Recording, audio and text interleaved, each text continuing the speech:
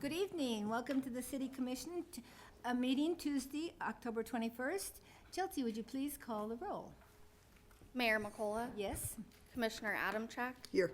Commissioner Opelt. Buzzin'. Commissioner Mata. Here. Commissioner Minton. Here. Mayor, we have 5 commissioners present. The quorum of 3 is met. Thank you very much. Would you join me in the Pledge of Allegiance?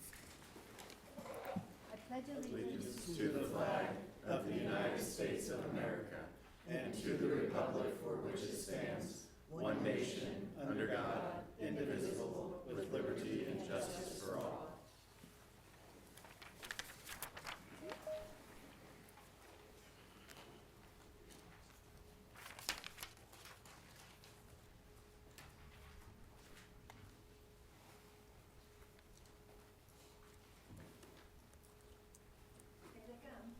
We have a recognition of the City Public Works Department for the following. Public Utilities Department, Thanks. They are the 2025 recipient of the Class 5 Wastewater Treatment Plant Award and the Class 5 Outstanding Biosolids Management Program, both from the Kansas Water Environment Association, and the 2025 recipient of the Peak Performance Platinum Award, achieving 100% compliance with no permit violations for the entire 7-year period, 2018 to 2025, from the National Association of Clean Water Agencies. Here they are. A few words? Sure. Hello, I'm Randy DeWitt. I'm the Interim Director Utilities. Not a lot to say other than, yeah, these are nice awards to have. This is actually the 2nd year in a row we've won both of these awards. We've won them multiple times over the past few years. We have phenomenal facilities, but I always like to say the facilities are nothing. It's the people that work at those facilities and help us out every day. So brought a few folks here that I'd like to introduce. These are just 4 of the many, many people that help us to operate these facilities and to be able to achieve these awards. So on the end, we have Dan Tidwell. He is our biosolids and lift stations supervisor. Going back for more than 10 years, he's been one of the primary persons responsible for operating our biosolids program in the field. Dr. Abdu Durar, he's been with the city for 30 years now. He is, I would say, the biosolids program is his baby. He came on board with the city when that program was in a bit disarray, and he's made it into what it is today. This phenomenal program that I say wins awards all the time. Next to him is Clint Bivens. He is our new wastewater treatment plant superintendent. He's been with us for since March or so, or a little before then. So, and then we have Ben Patterson. He's an environmental compliance specialist working under Abdu. And so just wanted to take an opportunity to recognize the systems, but mostly the people. So we have a 24-hour staff facility at the wastewater plant full of operators and maintenance staff. I wish we could bring all of them up here and recognize them. So that's all I had. Abdu, did you want to say anything else? Yes. I want to say the obvious. I'm very honored and proud to be a member of the team that wins these awards. The credit really goes to the people who work there 24/7, 365 days a year, and Christmas, Thanksgiving, they're there making sure that the plants operated properly. What's nice about this award here, it was given to us by our colleagues, by our peers. The chairman of the award committee for the Kansas Water Environment Association is Anthony Kirkowski, and he is the superintendent for the Oleta wastewater treatment plant. When he came for our inspection tour, and I usually have my pile of binders and graphs, spreadsheet, and he told me, Abdu, you don't need to do that. I am superintendent for a wastewater treatment plant. I know when I am in a well-operated wastewater treatment plant. So thanks for the guys who make this happen. I'm glad to be a member of the team again.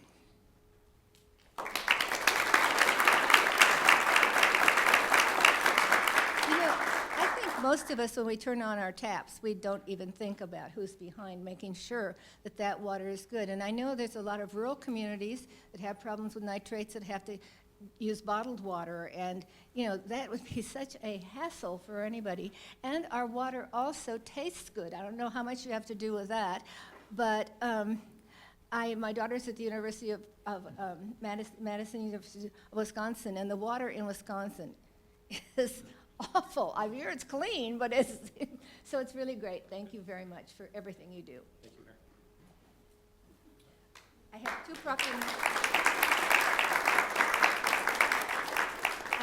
two proclamations. Would the Rotary people join me? Hi.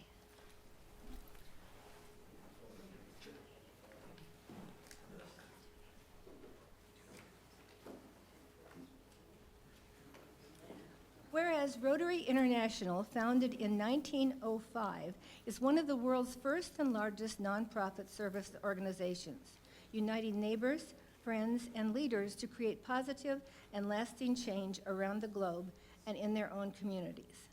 And whereas guided by the motto, service above self, Rotarians are people of action, working together to promote peace, fight disease, provide clean water, support education, grow local economies, and protect the environment. And whereas one of Rotary's most historic and impactful missions is the fight to end polio, a preventable disease that once affected millions of children every year.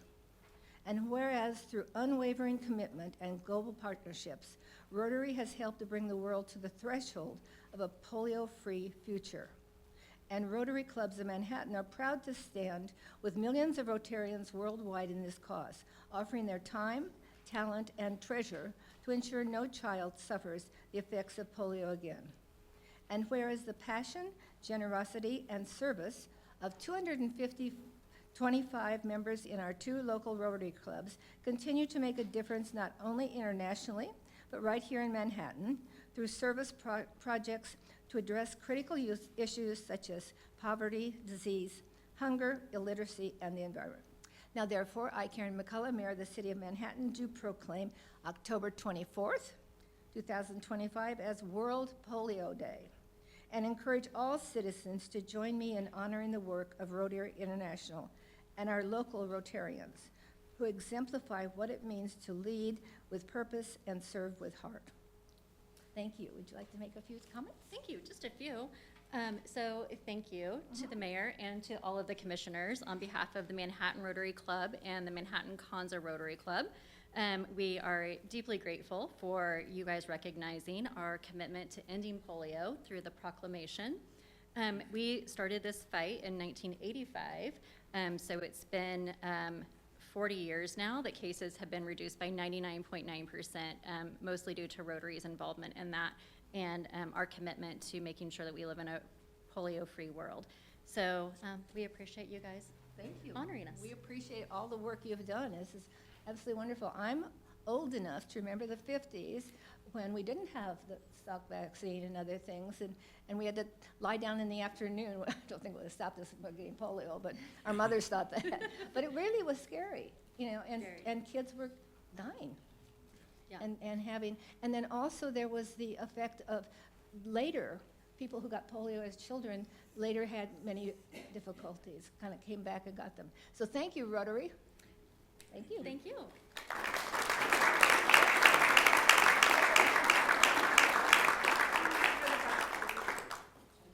Okay, and then I have the Buddy Poppies people. Hi. Yep, VFW.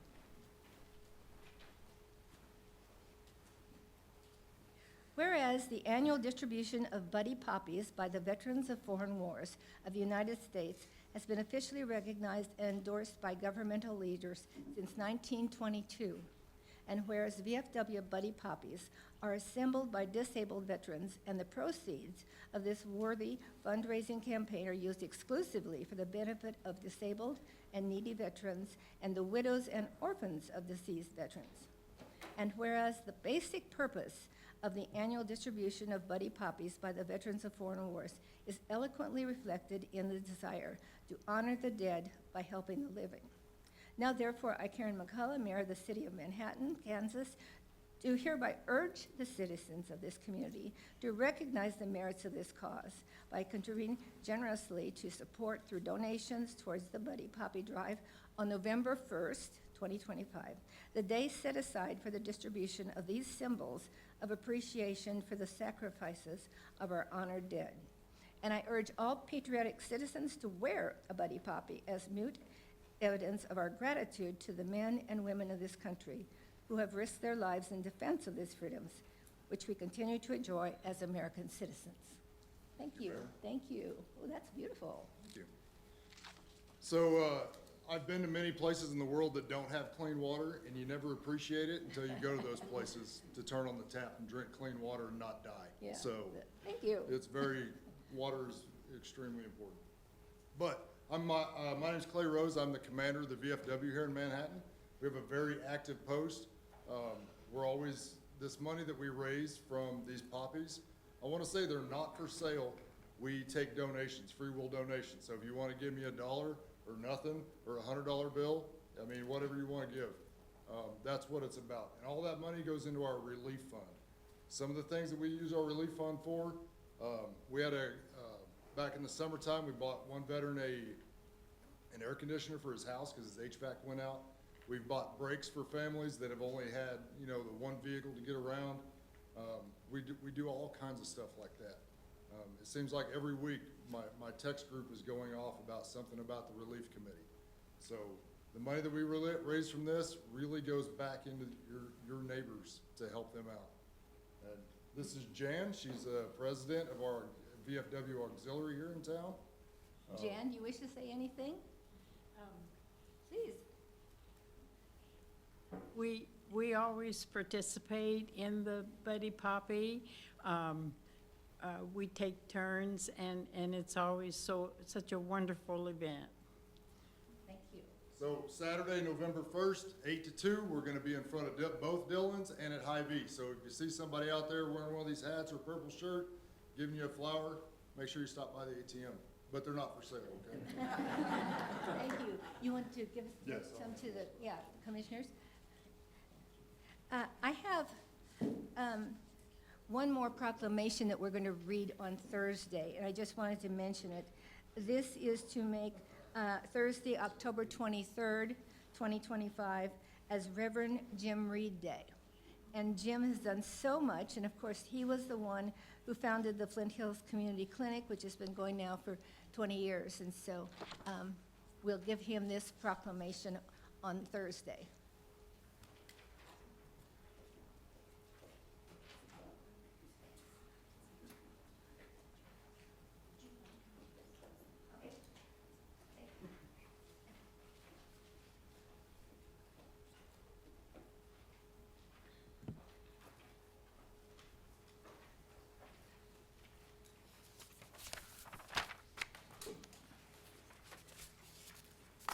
The next thing on our agenda are public comments, and these are comments that people wish to make which do not have, which will not be discussed in the general agenda to follow. Is there anyone who just wants to make a general comment about the?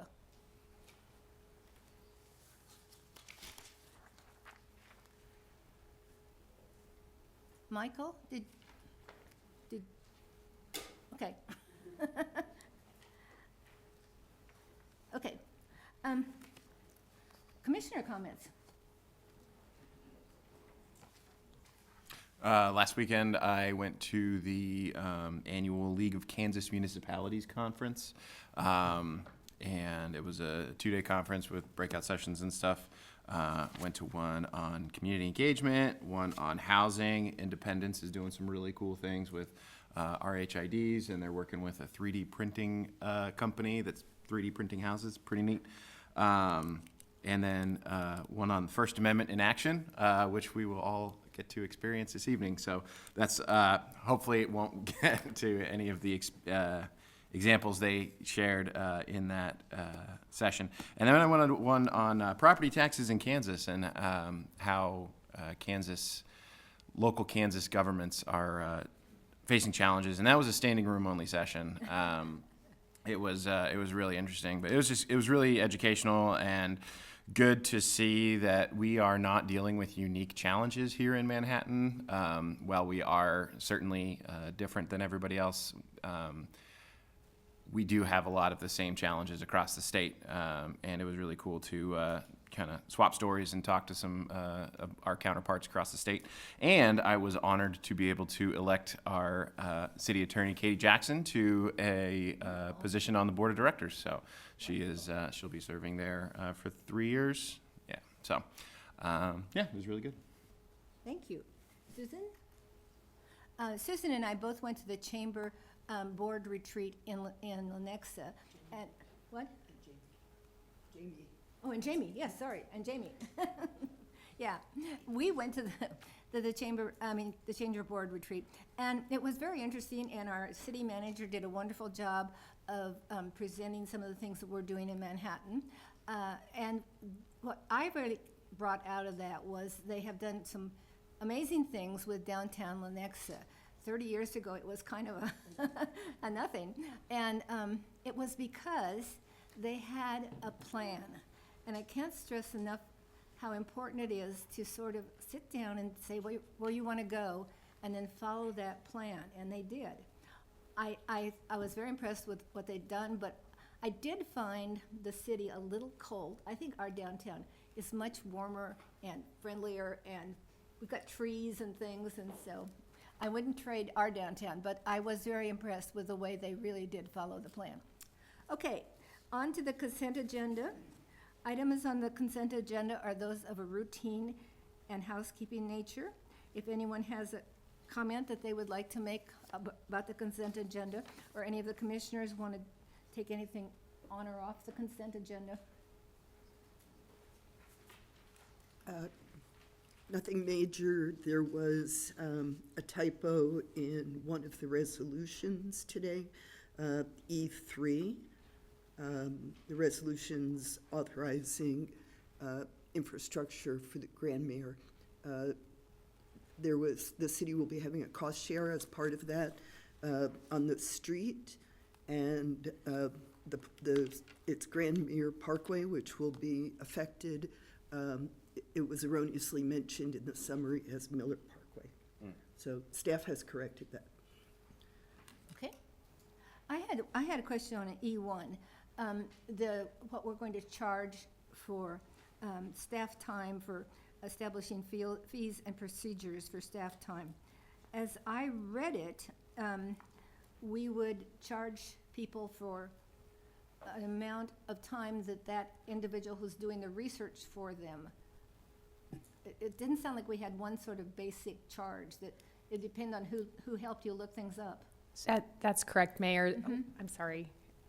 The Attorney General, the legislature changed the law last year about how cities could charge. The Attorney General issued guidance for how the cities can charge, and we are following their guidance. It has to be based upon the person, the lowest cost person who's capable of doing the job to minimize the costs to the requesting party. And we have to track time and per their hourly rate, and we're no longer allowed to do flat fees for any records, per the Attorney General. Okay, and so the person, when they come in, they will be told that this is what's happening and what the hourly rate is, more or less? Yes, they're given an estimate before they're asked and required to pay anything. I think Manhattan's always been quite open and friendly about that kind of thing, but I don't want to close off the ability of people to come in and be able to, get information. It was a lot online, but sometimes you just need staff too. Okay. When are we doing that? Do I hear any public comment on the consent agenda? Amber Starling, 408 Houston Street. On E2, we are approving resolution number 102125-B, approving a sales tax exemption for Meadowlark Hills. It is unclear in the packet how much sales tax the city and county will be forfeiting in doing so. I understand that they are already a tax exempt property, which means that they don't pay property taxes, which means that emergency services like fire and police are subsidized by other taxpayers for this property. and they don't pay a pilot, which is a payment in lieu of taxes. One other entity in the city does actually pay a pilot. That's the Manhattan Housing Authority, which provides low-income housing. I would like to know how much we are forfeiting in sales tax. I would like to strongly recommend that we pursue a pilot with Meadowlark, and that any conflicts of interest or recusing is done in the case of that. Thank you. Do we have a number for that? Yeah, the fiscal impact in the agenda item summary, there is no fiscal impact to the city with the issuance of these IRBs. The sales tax exemption on roughly $60 million in construction will yield an estimated benefit around $2.7 million in total sales tax savings. Roughly $585,000 would be attributable to the local 1.95% of the city of Manhattan if all taxable materials and services were purchased in Manhattan or delivered directly to Manhattan. Okay. Any other comments on the consent agenda? Seeing none, commissioners? I move that we accept the consent agenda. Oh, I think we had Oh. one more comment, or did we? Did you, is there another comment? Is there another comment? Yeah. Oh, sure. Sorry, I didn't see you.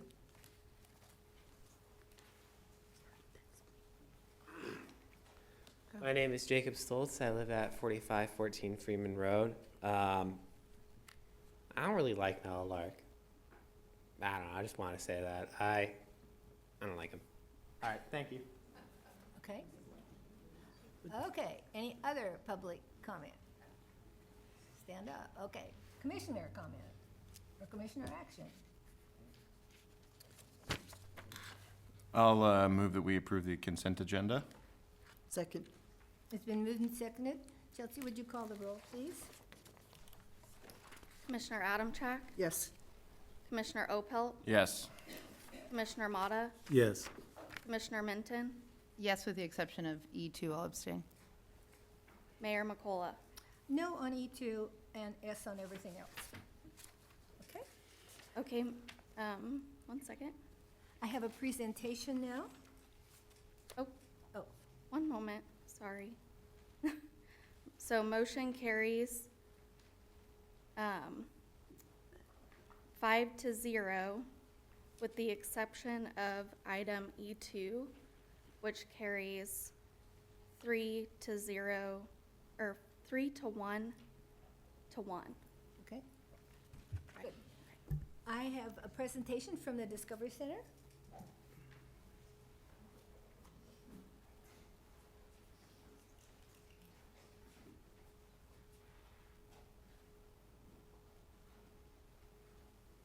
Oh, we love these. Yes.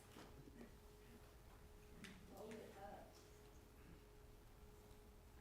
Leslie, would you like to present it to me and we'll talk about it? Yes. So, my name is Leslie White, and I am the director for the Flint Hills Discovery Center Foundation, and we would like to move forward with phase 1 of outdoor classroom. Oh, sorry. No. The outdoor classroom renovation projects. So, with the approval tonight, hopefully, we would like to present the check and move forward with phase 1. Thank you very much. We'll always take steps. There's a lot going on. Do you want to talk about it a little bit? Sure. Stephen Bridenstine, Director of Flint Hills Discovery Center. The biggest thing, if you haven't seen our new exhibit, Building Buddies, come check it out. It's there through January. Holiday programs are open for registration. Come check us out. And Saturday, you're going to build bat boxes. Yes, we have a Yes. bat box Saturday for you and the kids. Great program. You just can't come as an adult and build it. You can. Well, we can make an exception for you. So, Okay, I just want to say that the Friends of the Discovery Center have done some wonderful things.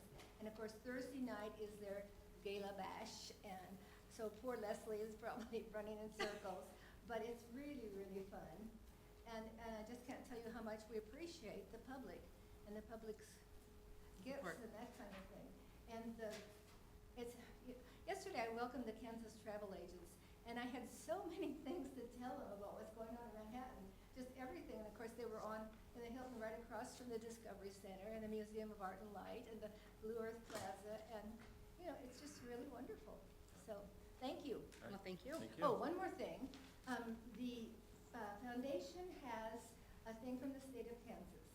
And if you, at this point before January 1st, right, December donate an amount of money, let's say you give them, you know, $10, you get half of that off your Kansas state tax.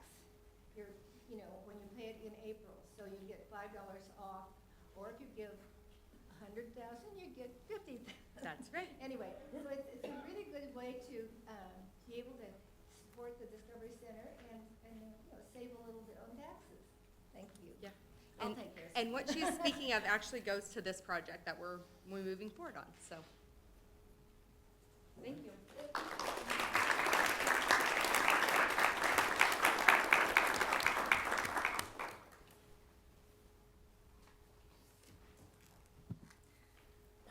Okay, we have a public hearing now. And so we'll have the presentation of the item. Good evening, Mayor. Jason Hilgers, Deputy City Manager. About a month ago, we were contacted about this hearing. There's about $1.4 billion that the Indiana Finance Authority anticipates issuing. A recipient of that is Ascension Via Christi here in Kansas. In order for them to receive a portion of those funds, I think $5 million is the maximum they can receive locally for their expansion and their construction. We are asked and they are obligated to host a public hearing, hear comments from the public, and then ultimately they've requested a resolution from you all acknowledging that hearing and this issuance of bonds. This is an IRS requirement of them. I do know JT Klaus is on the phone. He's joined us via Teams if you have any specific questions for the applicant this evening. Other than that, happy to answer any questions. Make sure everybody knows it's not $4 billion. 1.4 billion, I think they're issuing that for all the states that are recipients. Right. Correct. So this is not us issuing any debt, right? This is not. Okay. This is a resolution approving that amount to be issued. And is it just because like we're anticipating some construction at the hospital and we've got to be okay with that? Yeah, they'll receipt funds into the Right. the state of Kansas. In order to do that, the federal government makes them have a public hearing acknowledging this money, their issuance of bonds, and spending it here in Manhattan. Okay. Okay. Jason, do we know what the hospital plans to do? I have not heard of those plans. Obviously, the money's out in front of the project currently. I would anticipate we would hear something locally, though. I can help, Jason. Go ahead, JT. So the $5 million that Ascension would like to dedicate towards the Ascension Via Christi Manhattan Hospital would be $2.5 million to pretty much update and replace the nurse call system at the hospital. It would include $1 million for a new CT scanner, and then the intention is to spend the rest on washers, sterilizers, patient beds, monitoring, and medical equipment, including a bladder scanner, all of which is designed to improve patient care and to make the nurses and staff's job easier at the hospital. That would be what the $5 million would be spent for. Thank you. Thank you. Commission, have any other questions for the applicant? No? I will open a public hearing. Is there anyone in the public who wishes to speak on this issue? Okay, I will close the public hearing. Would the applicant like to make any final comments? And this is the last chance for commissioners. Okay. I would entertain a motion. I move that we approve Resolution 102125-F, approving the issuance of an amount not to exceed $1.407 billion in qualified 501c3 bonds by the Indiana Finance Authority for Ascension Via Christi Hospital. Second. It's moved and seconded. Chelsea, would you call the roll, please? Commissioner Opelt, Yes. Commissioner Motta, Yes. Commissioner Minton, Yes. Mayor McCullough, Yes. Commissioner Adamchak. Yes. Motion carries 5-0. Okay. We'll move on to the general agenda. The first item on the general agenda is to consider the 2024 city audit.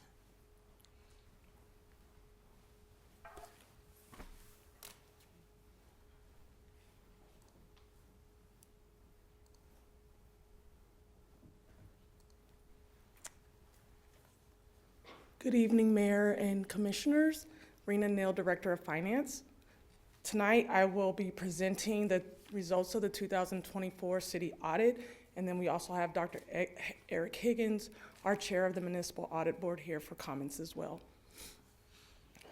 The Finance Department works closely with AGH, Allen Gibbs, and Hulick out of Wichita, Kansas, to prepare our work papers and the trial balances each year for our audit. The financial statements were audited by BT & Co. Documents for your review for your packet this evening were the basic financial statements report, which included the independent auditor's report, and then the report to the City Commission and the passenger facility charge report, which is related to our airport.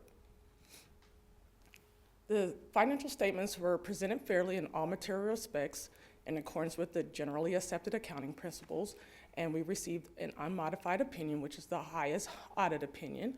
We did have two findings related to some grants, which were listed on pages 136 to 139 of the report. A management response and corrective action plan was provided for each finding. It's kind of hard to see, but this is the schedule of expenditures and federal awards, findings and question costs. So our financial statements, again, we had an unmodified opinion, as well as our federal awards. We received an unmodified opinion, but we did have two findings, and they were related to our COVID expenditures. As part of our report, it includes the following sections: introductory section, financial section, the notes, which supplements the financial section, our required supplementary information, other supplementary information, our budgetary schedules, internal service funds, and our single audit section, which is our schedule of expenditures and federal awards. We had, for 2024, over $8.8 million in federal expenditures related to the following federal agencies: Department of Commerce, Defense, Housing and Urban Development, the Department of Interior and Transportation, as well as the Treasury, and then the National Aeronautics and Space Administration with our Flint Hills Discovery Center, and then the U.S. Department of Homeland Security. Of the $8.8 million, 49% of those federal expenditures were related to our COVID funds. And again, two findings of noncompliance related to suspension and debarment and procurement processes for those expenditures. For our 2025 audit, we are preparing to work with AGA to create a plan to start as much of the audit as early as possible and have AGA assist with the creation of the financial statements and footnotes. We will be coming back to ask for an extension of our audit agreement with BT & Co., and this is due to our transition to a new financial software. And then we will be meeting with departments towards November and December to discuss our grants received in 2025 and the collection of information for our subscriptions, leases, and any new GASB pronouncements. Before Dr. Higgins comes forward, do you all have any questions? I think, Rena, just clarifying that those two findings were the, of the COVID funding, it was related to the documentation of, yes, of maintaining the essentially records of yes, good standing. Are you going to go into Yes, I can that do that. And if you need me to actually pull up the actual report, I can do that as well. But essentially, the first finding is related to suspension and debarment. So just the double checking either through sam.gov or a compliance related document through our contracts to ensure that the contracted party is not suspended or debarred from doing any business with the federal government. So we do have that process in place. It's just a matter of storing those records and having those readily available. And then the second finding was related to our procurement process. It began in 2021 when we worked with GFOA to see about them helping us to find a process to, I would say, procure a new financial software. So essentially, we use GFOA as our consultant, and we did not get a pre-approval to use them as a single source contractor. So does that include the management's response corrective action plan on page 137 about testing and suspension and debarment check was in fact performed prior? Yes. To fix that too? Yes, so we have talked internally about that process. Each department does something a little different, and we talked about doing something that is consistent throughout the organization, having that compliance check put back on the contractor to provide that information through a form that each of the departments will have access to when we are entering into those contracts. Thank you. Any other questions?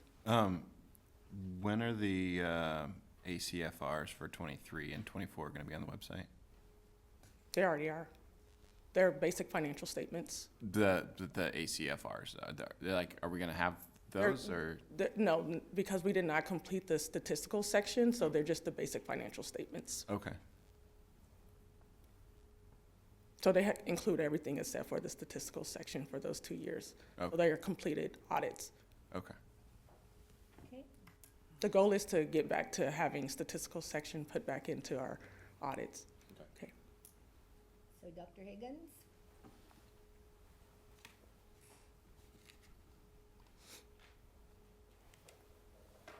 You didn't realize this was a lifetime appointment, did you? It is. So happy to help out. So Eric Higgins, I am the chair of the Municipal Audit Board. I would like to thank the other members of the board, Rich Jankovich, Sally Flowers, and Commissioner Minton for their help on this. I also like to thank Rena and Brianna, I know was very helpful with this, and all the staff for putting in the work. So this is the second time you see me this year. So we've had 2 audits this year. I think, you know, since COVID and some of the disruptions that we had, as well as the staffing issues, I think we're back on a much better pace. And as you pointed out, hopefully back to seeing the full AFR that will be coming up. And so it does look like we are on a good track for that. The committee did review both of the audits this year and went over, as Commissioner mentioned, the issues that were there. We did not feel that those were particularly a big deal, really, for the city.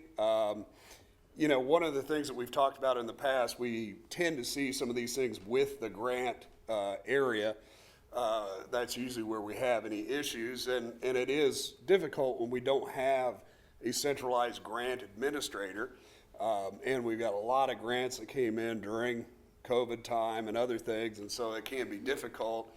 It's just about trying to streamline process and get things in order. I think the new financial software will help us do that, but that's always going to be a challenge, just given our size and the size of our staff and other things, without wanting to spend more money on, you know, a specific grant administrator. We just have to be very careful as we do that. But I do feel like the new software is going to help us keep better control of those issues. And again, great job by Rena and the staff, and especially getting to the point where we are now, where I believe we'll be on a more regular schedule. So happy to answer any other questions. Questions for Dr. Higgins? Great. Well, thank you very much. Thank you very much. Okay. Is there any public comment on the audits?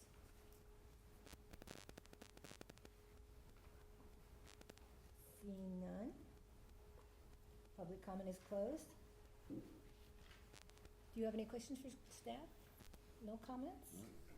Is there a motion? I move that we accept the results of the 2024 City Audit. Second. Chelsea? Commissioner Motta, Yes. Commissioner Minton, Yes. Mayor McCullough, Yes. Commissioner Adamchak, Yes. Commissioner Opel. Yes.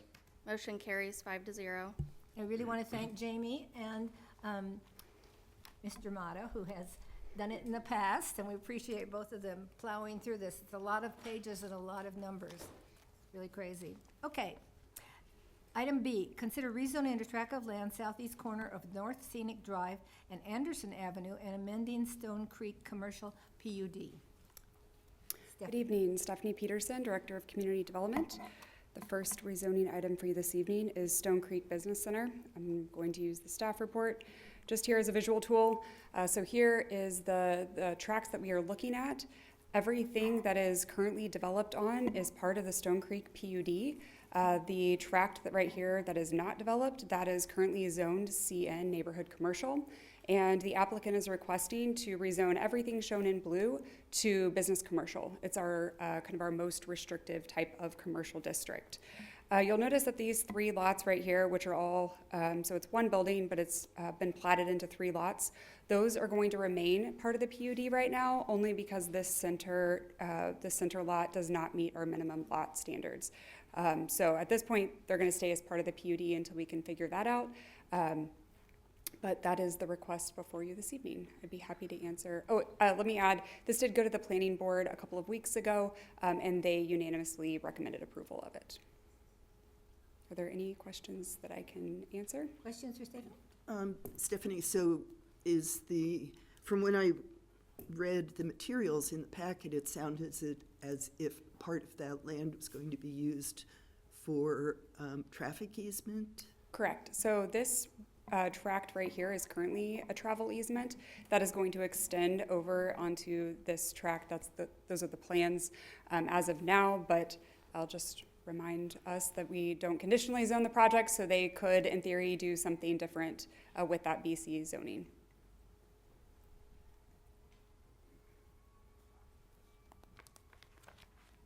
And there is a representative from the applicant, I believe, this evening, if you had any questions for them. No questions? Public comments? Hearing none, the public comment. Oh, please come forward. Got to be quick with me. Excuse me, I'm Brett Tremblay with Benish, representing the development at Stonecreek Business Center. So just give a couple of insights into expanding on what Stephanie said was the current property, as she mentioned, is PUD and neighborhood commercial. One of the reasons we did not maintain neighborhood commercial was we felt the existing uses out there was mostly business commercial, medical facilities, a retail component that the neighborhood commercial would introduce into the development we just didn't feel was compatible with the development as it currently exists and the vision that they have. So, and just to be transparent, yes, the project for the zoning and the plat that was on the consent agenda is all tied together to allow them to better serve their customers. Currently, if you go out there, there's really low parking availability. They have been very successful in their businesses, and that has drawn a lot of vehicles. And those vehicles just don't have the capacity within that parking lot. So this will give them some space to allow to expand their parking facilities, better address their circulation, pedestrian connectivity to the existing streets and so forth. So I just wanted to add some insight into that. So Thank you. That is insightful. Are there any questions for the presenter? No, I have a comment which is not apropos of this, other than it's an observation more that many of those buildings do not have handicapped accessibility, the automatic doors, and if you can carry that back to the owners. I will do that. Thank you. Yep. Thank you. They do need more parking. Okay, public? Close the public? Motion. Move that we approve ordinance number 7787, rezoning a tract of land from planned unit development and neighborhood commercial to business commercial and approve ordinance 7788, amending Stonecreek Commercial PUD. Second. Chelsea. Commissioner Minton, Yes. Mayor McCullough, Yes. Commissioner Adamchak, Yes. Commissioner Opelt, Yes. Commissioner Motta. Yes. Motion carries 5-0. Okay. Item C on our agenda is to adopt the findings in the staff report, revise the Manhattan Urban Area Planning Board's recommendation, and approve the rezoning, approve ordinance number 7789, repealing ordinance number 7732, and rezoning 2 lots from low-density residential with established neighborhood overlay to low-density residential attached RLA district with OEN district. Thank you, Mayor. I'm not going to repeat all that since you just introduced the item. I am going to go through this rather quickly, but I would be happy, and Katie, she has a slide at the end too. We'll be happy to answer any questions you have. We provided quite a bit in your packet, so hopefully that was helpful as you reviewed the item. Again, We do have to mention that this is ex parte communication, so if anybody on the commission has a reason for not being involved in this, they should say so. Okay? Thank you. okay, so just a reminder of the location of the 2 lots that are seeking to be rezoned. So when this went to the planning board, you had remanded it back. The planning board voted 3-3, which means that motion failed. So their recommendation of denial comes to the commission. I've highlighted here in bold what the 3 factors that the planning board had mentioned as their reason for denying the rezoning request. If you have any specific questions on the context around those, I will be happy to pull up their minutes and read those to you. Just as staff, we try not to make it a habit to reframe the planning board's conversation or the comments that they give. That's one of the reasons that we provide you with the minutes. So rezoning factors 2, 4, and 6 are those that the planning board identified as their recommendation of denial to you all. And then Katie's going to go over your statutory options for the item this evening. Good evening, Mayor and Commissioners.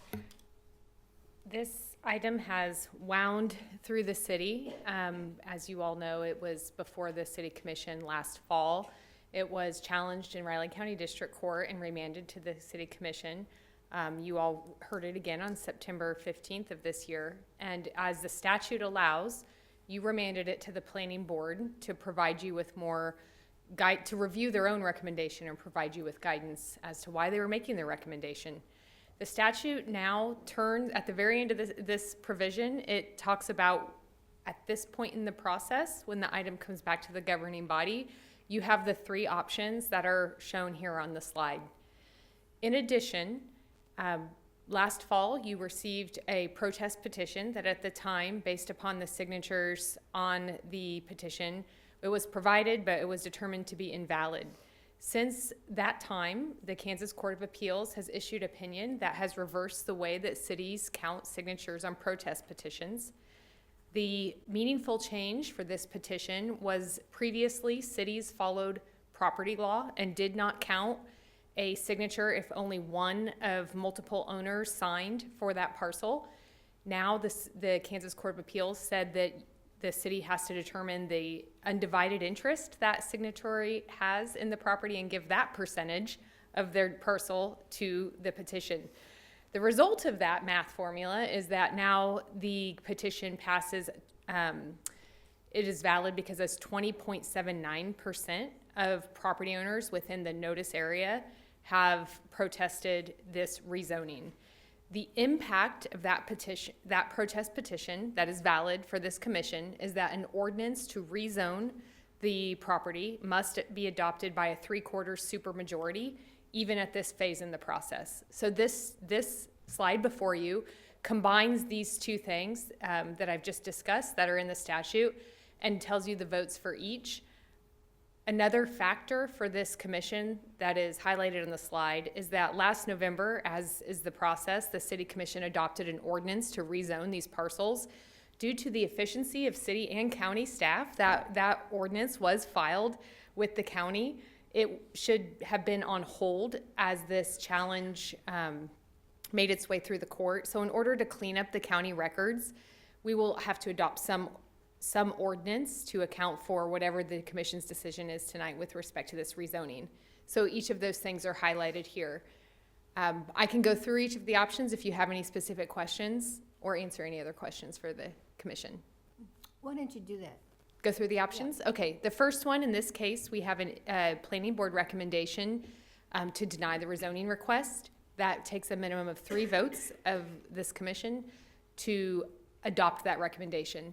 As with any decision this commission makes with respect to rezoning, we ask you to state the basis upon which you made that decision. Some examples here would be, you're basing it on the MUAPB's findings that are presented to you in the packet and any information that you've heard tonight or at past meetings on the record. So that's an option for number 1. Again, that would require repeal of that ordinance that was processed, and all that would do is we would send that ordinance to the county and make sure that the county records were cleaned up. That's option 1. Number 2, this is the option that is impacted by the valid protest petition. The statute uses the language to revise the MUAPB's recommendation at this point. By revising it, you could approve the rezoning, but since the protest petition requires that supermajority vote, 4 of the 5 commissioners would have to vote on the ordinance to rezone the property as requested originally by the applicant. Again, that has the adoption of the new ordinance. The third one, this is unusual in this statute. This is the only phase at which the governing body is allowed to do this, which is you can take no action. If no action is taken on a rezoning request at this point in the process, then the rezoning request fails. We still have that ordinance that was filed with the county, so the ordinance would have to be, we'd have to repeal that ordinance from last November as a cleanup. You have ordinances for each of these 3 options in your packet that was provided to the public. On number 3 specifically, the ordinance outlines that the commission took no action on the rezoning itself and that this ordinance is being adopted to repeal the prior ordinance simply as cleanup for records. Thank you. Questions? I have a question for Stephanie. Can you clarify for me the current or the restrictions on renovating a non-conforming property? Sure. So and I might go pull up the MDC too. There are, first, if a property is damaged beyond 50%, you can't rebuild with the 3 units that are there today. It would only go back as 1. Even if it is retaining its existing non-conformity? Yeah, so if any structure is damaged beyond 50%, that's where we would not let them rebuild to what they have right now. Okay. It doesn't, it has to go back to be conforming with current zoning. Okay. And so if someone were to want to strip the house down to the studs and remodel it, that would be, so there, we also look at the cost. Can I go grab the MDC real quick? Okay. I apologize for. I want to make sure that I can recite how it's read. Sorry for not giving you a heads up.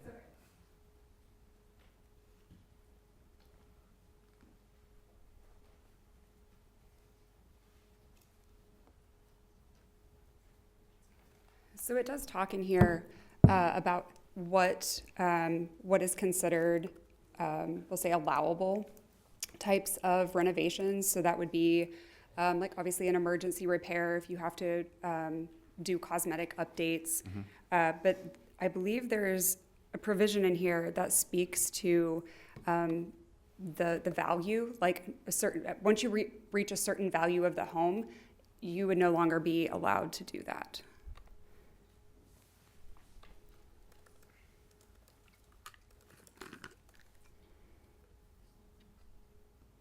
If you guys have questions for Katie, you can ask them.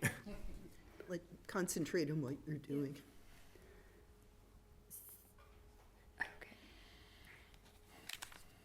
So Stephanie, you're saying it's grandfathered in unless the changes reach a certain dollar point or a certain percentage point? Yeah, so right here. So if it's the structure is damaged beyond to the extent of 50% or more of its fair market value by fire, wind, tornado, earthquake, or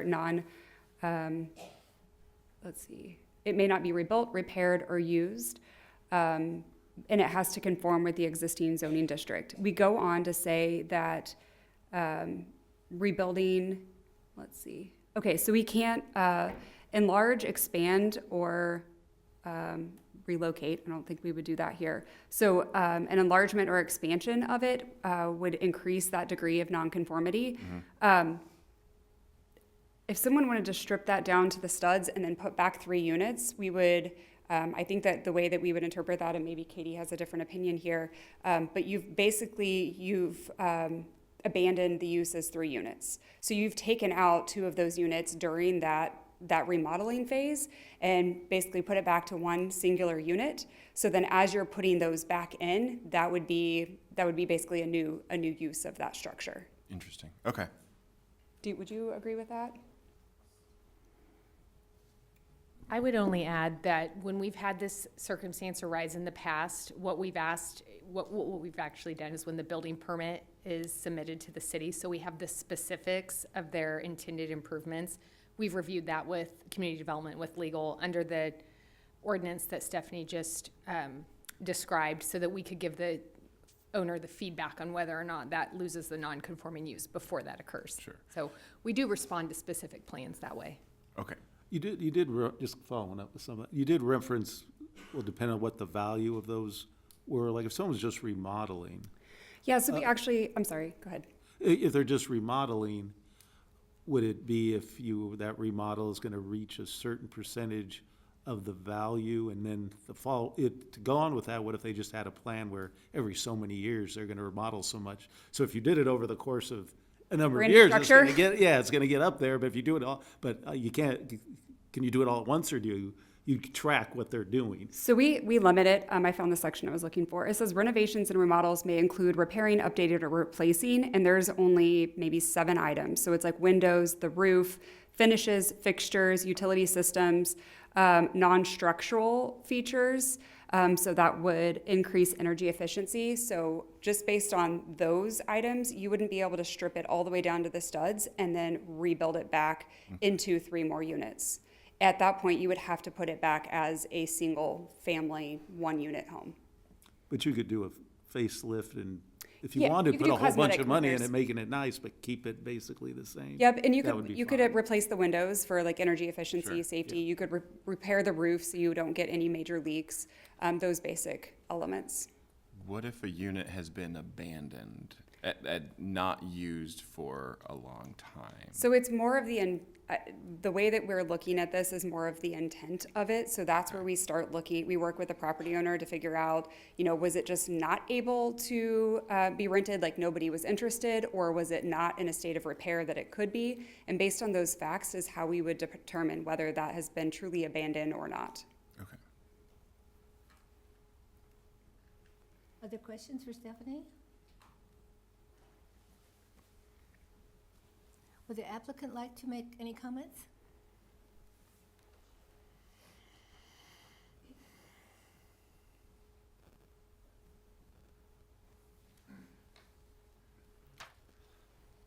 Good evening, Commissioners. Good to see you again. I just want to touch on a couple of points. As you're well aware, this was a 3-3 vote there at the Planning Urban Board, or the Urban Planning Board, and they pointed to 3 specific of the 7 specific criteria. So I won't go through all 7, but I will touch on the 3 that they specifically pointed to for the reason for their no vote and denial. Number 2 was the consistency of the comprehensive plan. So according to the 2035 Manhattan Urban Area Comprehensive Plan, properties lie within the residential low to medium density area. That's where this property lies. This designation encourages a mix of single family, duplex, and small multifamily dwellings, supporting the proposed rezone to RLA as a compatible fit. So again, the rezone is to RLA, or single family attached. This very clearly states that it fits within that 2035 Manhattan Urban Area Comprehensive Plan. Number 4 is the character of the neighborhood. This property is located near City Park. It already includes a blend of housing densities. Approximately 60% of the inventory in nearby blocks are multifamily. This proposal introduces thoughtful density, not stacked units, not apartments, not condos. These are adjacent, single-family attached units. This is very consistent with the surrounding area, and in a further effort to maintain and encourage character, the established neighborhood overlay has been requested to maintain. So not only are they going to be single-family homes that are going to be on this property if the zoning passes, but they will also have that overlay that ensures the neighborhood character remains. And then finally, number 6, addresses community needs. I can't think of a need more important to the community than the 2022 housing market analysis, which has identified that there's a critical need for affordable and workforce housing within Manhattan. Rezoning to RLA, single family attached, helps address these needs by enabling modestly increased density, which supports affordable, accessible, and walkable housing options in this core neighborhood.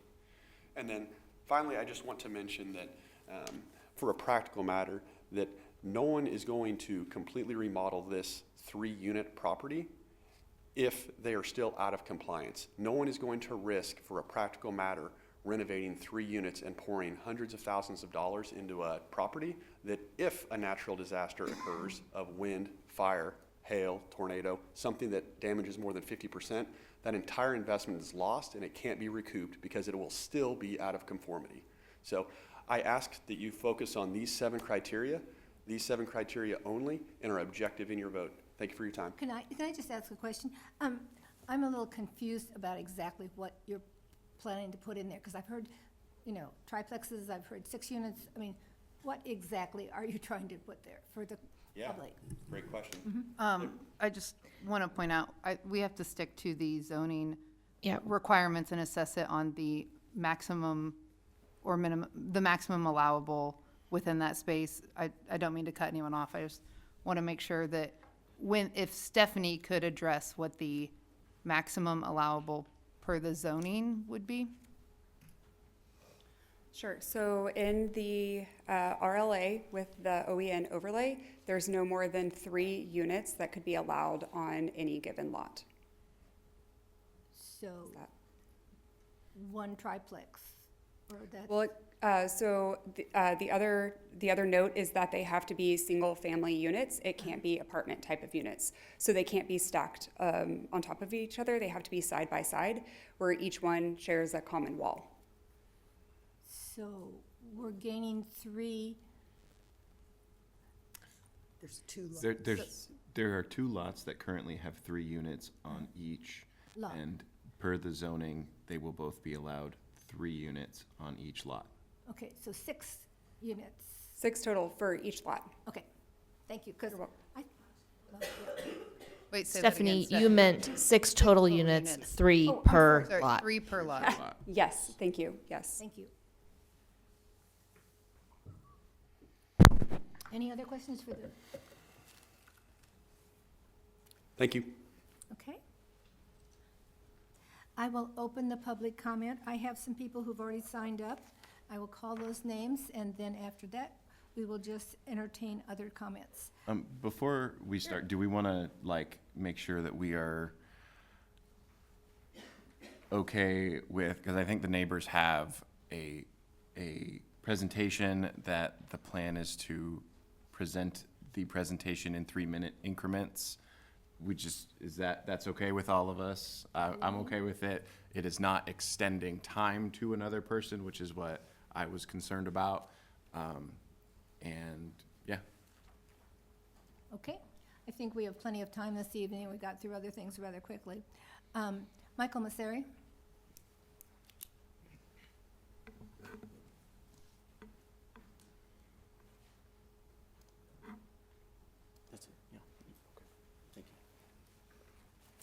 Hi, Michael Masseri, 1015 Leavenworth. Thank you very much. I just want to address the number of units. My understanding is 3 per lot. There would be 3 lots, the way this would be divided, so it's up to 9 units, my understanding. And you can see that on the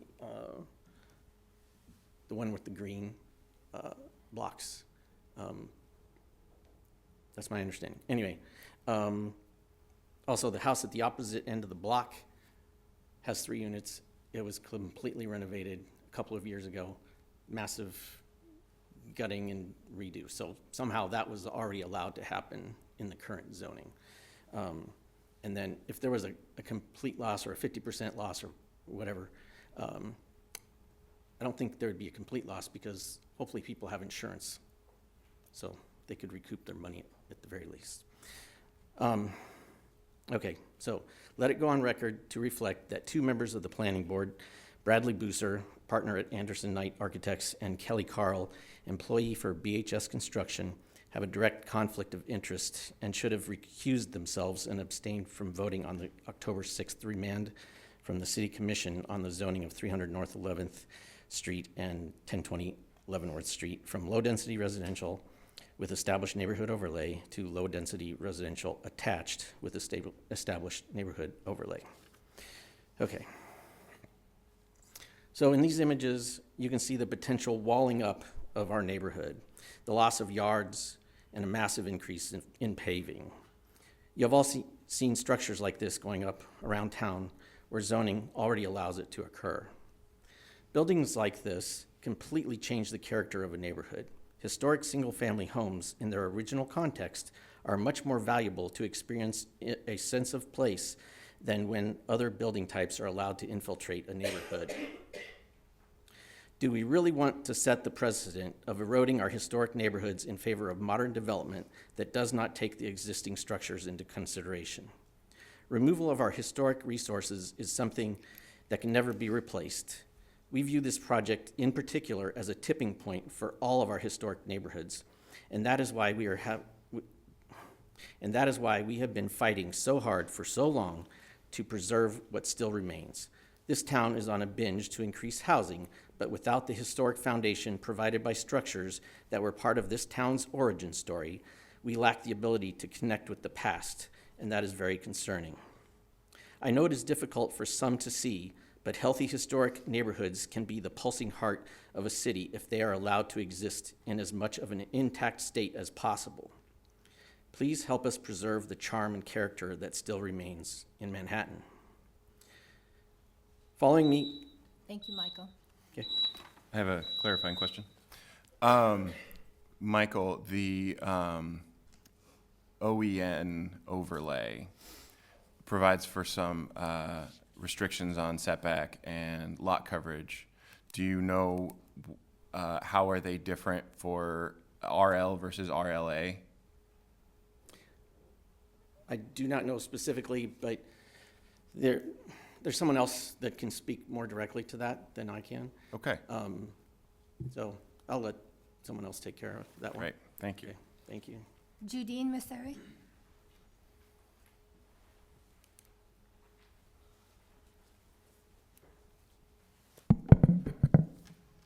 How do I change the name? Oh, there it goes. Hi, I'm Judine Masseri. I live at 1015 Leavenworth. I'm reviewing Factor 1, which is the existing use of the property, its physical and environmental characteristics, its zoning history, and its suitability for the currently allowed uses. The justification for this factor uses flawed logic and relies on non-conforming uses as well as ignores current zoning and permitted uses. The current zoning and permitted uses are the factors that should be considered. As Mayor McCullough mentioned earlier tonight about the Lenexa downtown project, when you have a plan and you stick to it, it builds a beautiful community, and that's what we would like to have maintained in the East Park neighborhood. Both parcels of these are currently contain historical residential houses, actively serving affordable housing needs. These properties are entirely suitable for continued residential use, including the current legally non-conforming multifamily use or for the single-family residential use if it's reconverted. The comprehensive plan and the adopted housing market analysis direct preservation and reinvestment of such housing. The comprehensive plan also doesn't recommend establishing a mix of housing types on a parcel-by-parcel basis. The homes are embedded within East Park's establish historic fabric where infrastructure is older and stormwater management is already strained. The current properties are occupied and already being used in the manner of the comprehensive plan and housing market analysis as the market analysis say they should be preserved. Both properties appraised values increased from 2024 to 2025. 300 North 11th Street's appraised value increased by $12,190, and 1020 Leavenworth Street appraised value increased by $12,600, indicating neither is a blighted property to be removed to create a vacant lot for infill development, nor are they located in a neighborhood zone for increased density. Historic homes at 300 North 11th Street and 1020 Leavenworth Street are already in active use, historically zoned, environmentally sensitive, and fully suitable for continued residential use. I have a question. So you mentioned that both lots, they both currently have 3 units on them, and they're being used as a non-conforming, and that is okay with you as neighbors. Right. So with the potential rezoning, both lots would allow for 3 units and be used as they are currently being used. Is that correct? One of them contains 2 lots, just like it was showed in the earlier slide. No, it's 1 lot. Well, I think, 300 North 11th is on 2 lots. yeah. Is it 1 or 2, Stephanie? Platted as 1 lot. It could be, but it is currently platted legally as 1 lot. Okay, I didn't. Okay. Thank Right, you. thank you. Sarah Fisher?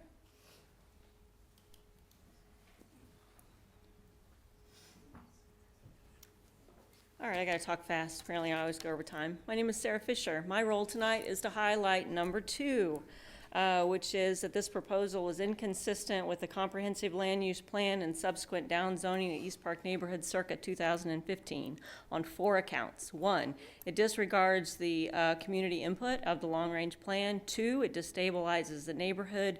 It increases density that was proposed to be closer to the university. And 4, this is not compatible infill. First, to talk about the community input and how the plan came about. In 2014, the city contracted with Clary and Associates to guide a months-long, I wish I knew how many of you guys participated in this, the democratic process that led to the land use plan. It was lots and lots of meetings. I spent many hours talking about it, putting stickers on charts. The result was the 2035 Manhattan land use plan that everyone kind of thought would have something to do with how we would plan things until 2035. Here we are in 2025. In October 2015, in accordance with the land use plan, a proposal was brought before the planning board to downzone East Park to provide, quote, to provide stability, predictability, and to strengthen the single family and traditional neighborhood character, to increase owner confidence in investing and reinvesting. Of course, the assumption was if you could guarantee or if you could feel some confidence until 2035 that the lot next door to you wasn't going to be bulldozed, you might maybe, I don't know, restore your older house. The East Park neighborhood was downzoned to stabilize single-family character. The neighborhoods adjacent up north, closer to the university, were upzoned to encourage higher density up there. This was not an arbitrary process. The boundaries that downzoned the neighborhood used various metrics, including building type, number of dwellings, building permit trends, population density, family, owner occupants, household. I remember these charts, numbers of children. The staff indicated there was a noticeable character change at Fremont Street. This was merely 10 years ago. I can anecdotally say that things changed quickly. On my neighborhood alone, 20% in preparation for being challenged. That was 3 houses be shifted from non-owner occupied to owner long-term non-rental occupied.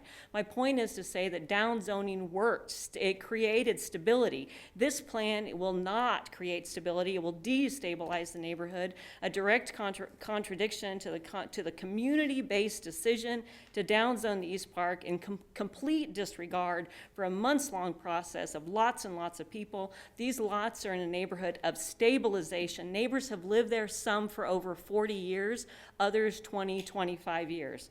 Aside from disregarding the process of destabilizing, it's going to undermine affordability. No doubt the tenants who live there will be displaced because they won't be able to afford it. Nine townhomes, despite that it is currently one lot, it could be divided into two, is not what we call compatible infill. Thank you, Sarah. Sarah, I have a question. Sarah? Can you help me understand the definition of neighborhood stability? I suppose you have a definition and you're asking. me to I don't. respond. I generally am curious I think it's how about we're defining. predictability. This is about predictability, property rights of the folks that live there, so we can have some security, some confidence that the way things are, and we can make long-term plans for our family, for our investments. When these rules just come along and get changed willy-nilly because some developer has lots of money and influence, that undermines stability, it undermines confidence in the neighborhood, it undermines relationship, and it undermines trust in our government. But what does it mean to be a stable neighborhood? It means predictability. It means people follow the rules. And there are not special rules for special groups. Thank you, Sarah. I had a question. Sarah, I just want to make sure I'm following along in the comp plan correctly. So you referenced the downzoning on east of City Park. Mhm. Is the paragraph that you're referring to in it with the future land use map on page 2? I don't know. Or I want to make sure I'm not missing any other references. I'm sure I could find that out if- before we go home. If it is helpful for me if it's referenced somewhere for us to know where it's at, and so that's for anyone coming if it has a specific You wanna know reference what in there. page it's on? The reference I'm seeing is page 2, so I just want to know if that is the same reference we're using. For the comprehensive land use plan is on page 2. Is that what you're asking me? Mm-hmm. I will find that out before I go home. Thank you. Mhm. Thank you. John Klimek?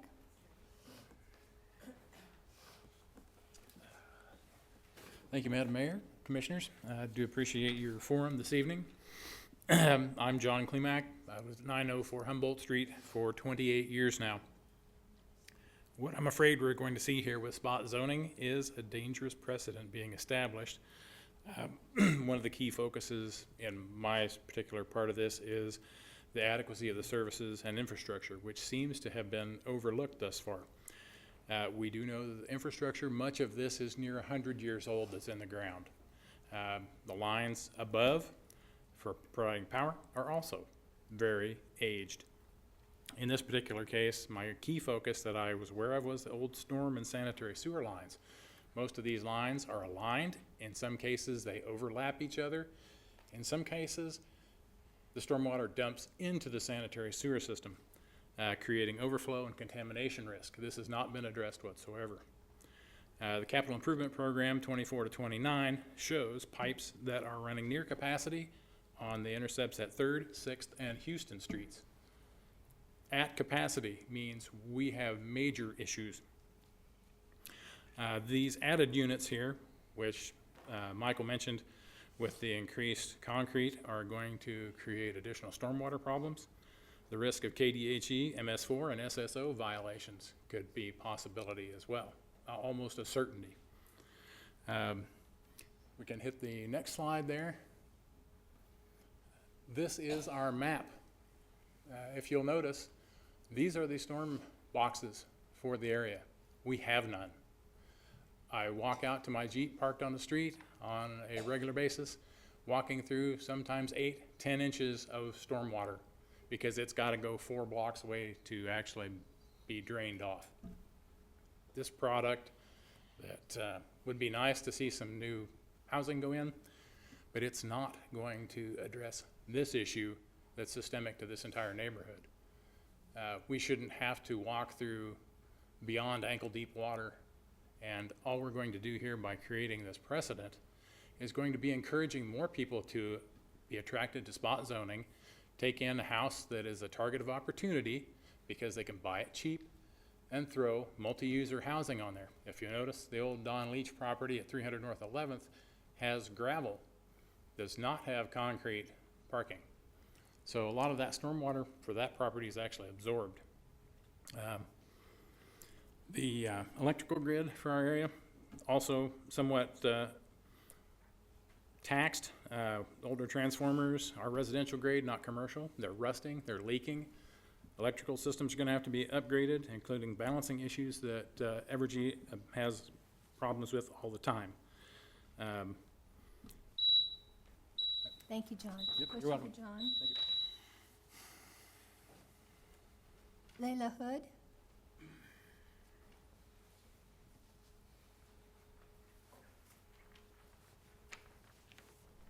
Hi, my name is Layla Hood. I'm a resident at 1020 Leavenworth Street, one of the properties that's being discussed today.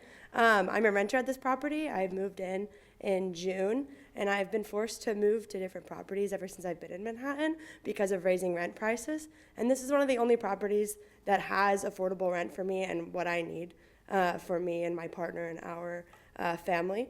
So I would just like to say that the potential demolition of the historic homes at 300 North 11th Street and my home at 1020 Leavenworth Street as a result of the rezoning and replacement with the houses as a permitted use undermines the neighborhood character, contradicts the compatibility standards, and conflicts with the stabilization and affordability goals of the comprehensive plan. The Manhattan Urban Area Planning Board members discussed and noted all other properties in the immediate area are zoned with RL with OEN. The staff memo notes that the presence of non-conforming multifamily dwellings as a justification for the rezoning, but this is a flawed logic that relies on non-conforming uses instead of the uses permitted for the current zoning.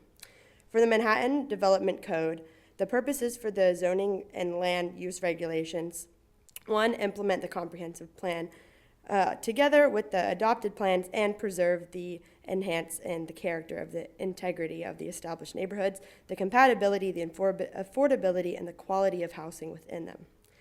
The comprehensive plan encouraged stabilization of the established neighborhoods and around the core area by supporting the retention of the existing housing stock. When the area was downzoned in 2015, the staff report for the MUAPB meeting noted that the predominantly single-family character that could be stabilized and protected. Thank you. Thank you. Cindy Pitts.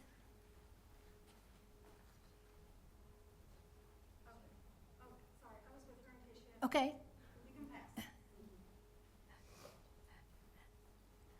Evening, Mayor, Commissioners. You can go to Review Factor 6, please. Rick Parham, 928 Leavenworth Street. And I'm going to cover Review Factor 6. The proposed change addresses a community need identified in an adopted plan, and understanding that the commissioners are required to use only the 7 criteria review factors that we're covering today to make a decision. It's not the number of days property set on the market. It's not the condition of the property. The 2022 housing market analysis identified housing as a critical need in this community, as a need in this community. Are the sections of the housing market analysis adopted in 2022 that stress the importance of existing stock and meeting needs being considered? Rezoning will remove affordable housing. The potential exists with the new zoning that current historical structures at 300 North 11th and 1020 Leavenworth could be demolished and replaced with 3 townhouses per lot. This undermines the community need identified in the comprehensive plan. It undermines affordability and stabilization priorities.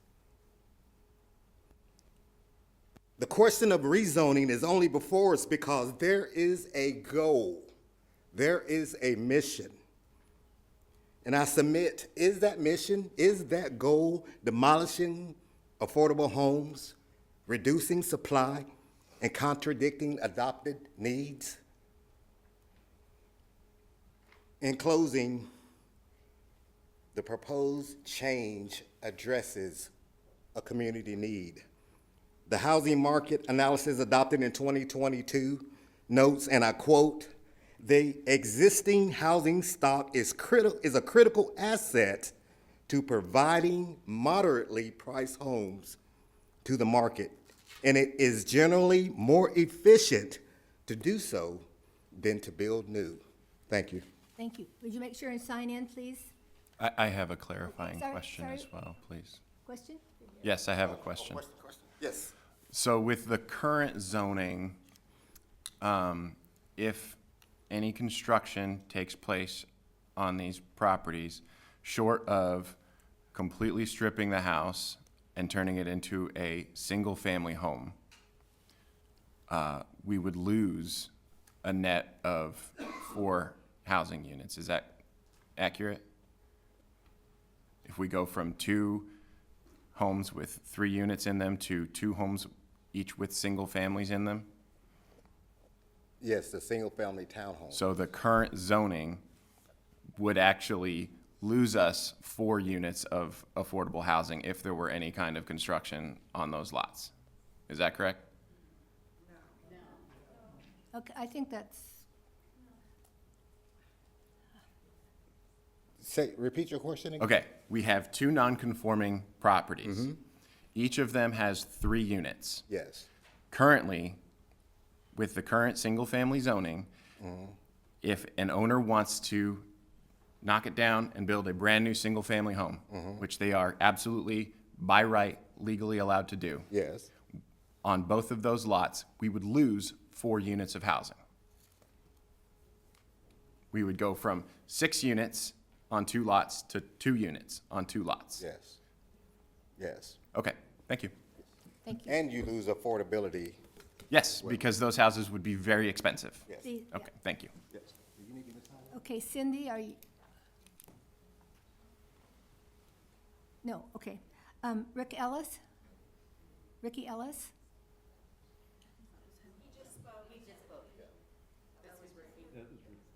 Oh, okay, sorry. Kathy Dobachowski?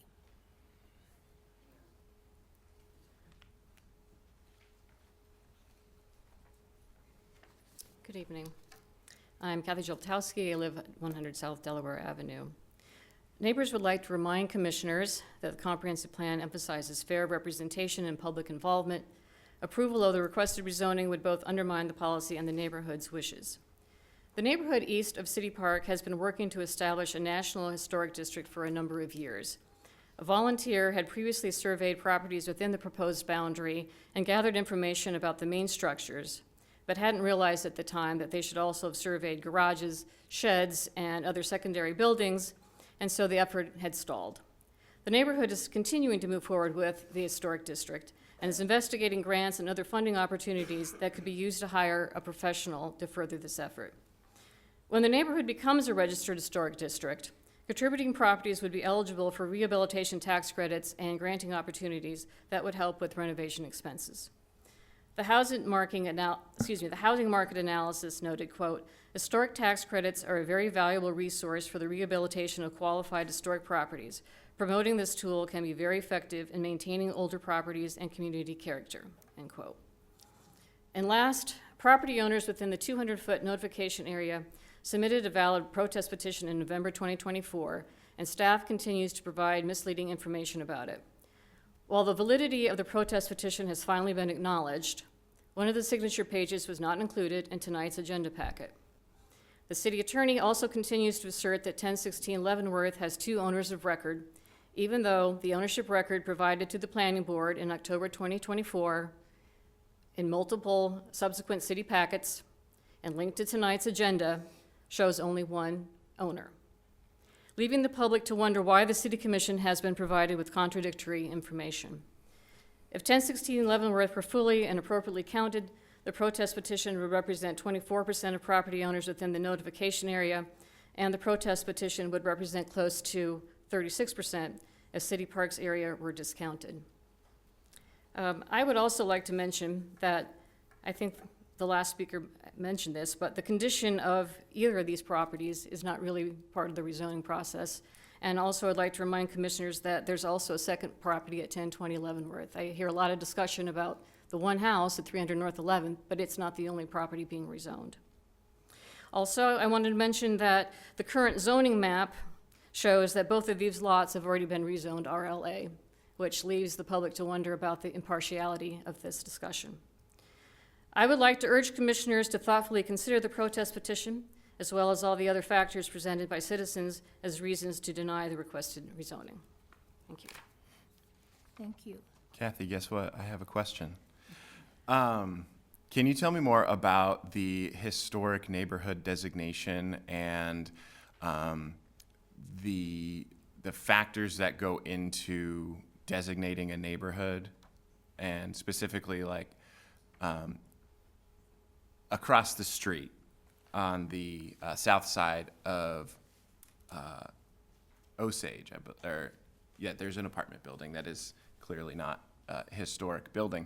How would that go into the determination of a neighborhood? Well, all properties within a boundary would be surveyed, they'd be researched, and if it's considered non-contributing, it would still be part of the historic district, but it could be identified as non-contributing. Okay. And that can be for various reasons. It could be the property's not old enough. It can be it's been altered too much. A frequent problem with that is old asbestos siding was put on the outside that detracts from the historic character of the property, but it would still be part of the district. Okay. And currently, the individual homeowners could list their homes Yes, they could. individually if they wanted, right? Yes. Okay. All right, thanks. Thank you. That's the last person I have on the sign-up sheet. Other people are welcome to make comments at this time. Denise Ellis, 928 Leavenworth. At the risk of sleeping on the sofa tonight, my husband was not correct. You were asking him about converting it to single family. He got confused. And we're not saying that they have to be torn down and taken back to single family. And then about earlier, I heard somebody talking about you can't take it down to the sticks and then put it back. I was a project manager for the property at 1000 Leavenworth and 821 during 2019 and 2020, and we did. We took those homes down to the sticks. We put in all new electrical, HVAC, plumbing. We had to do main lines from the house to the alley. We did that. So I don't know where this is coming from, that you can no longer do that. Is that something that's changed since I was part of the projects that did that? So I've seen it happen in my neighborhood where I live, where I want to stay, and I want my neighbors to stay. In my last few minutes left, I want to say my neighbor and dear friend Aisha is working from 8 o'clock this morning to 8 o'clock tonight. She's got parent-teacher conferences. She works at the school. She works in our neighborhood, helping to mold these little humans. And she wasn't able to come and speak, and she just said, please say something for me. So I just want to say, save Aisha's home. She works really hard. She goes to school part-time. She has 2 kids. She's a single mom. I started out as a single mom. I know how hard it is. I worked really hard. Now, much, much older, and I have benefits of working hard. I want to give her those benefits too. So she's working really hard. She just needs an affordable place to stay.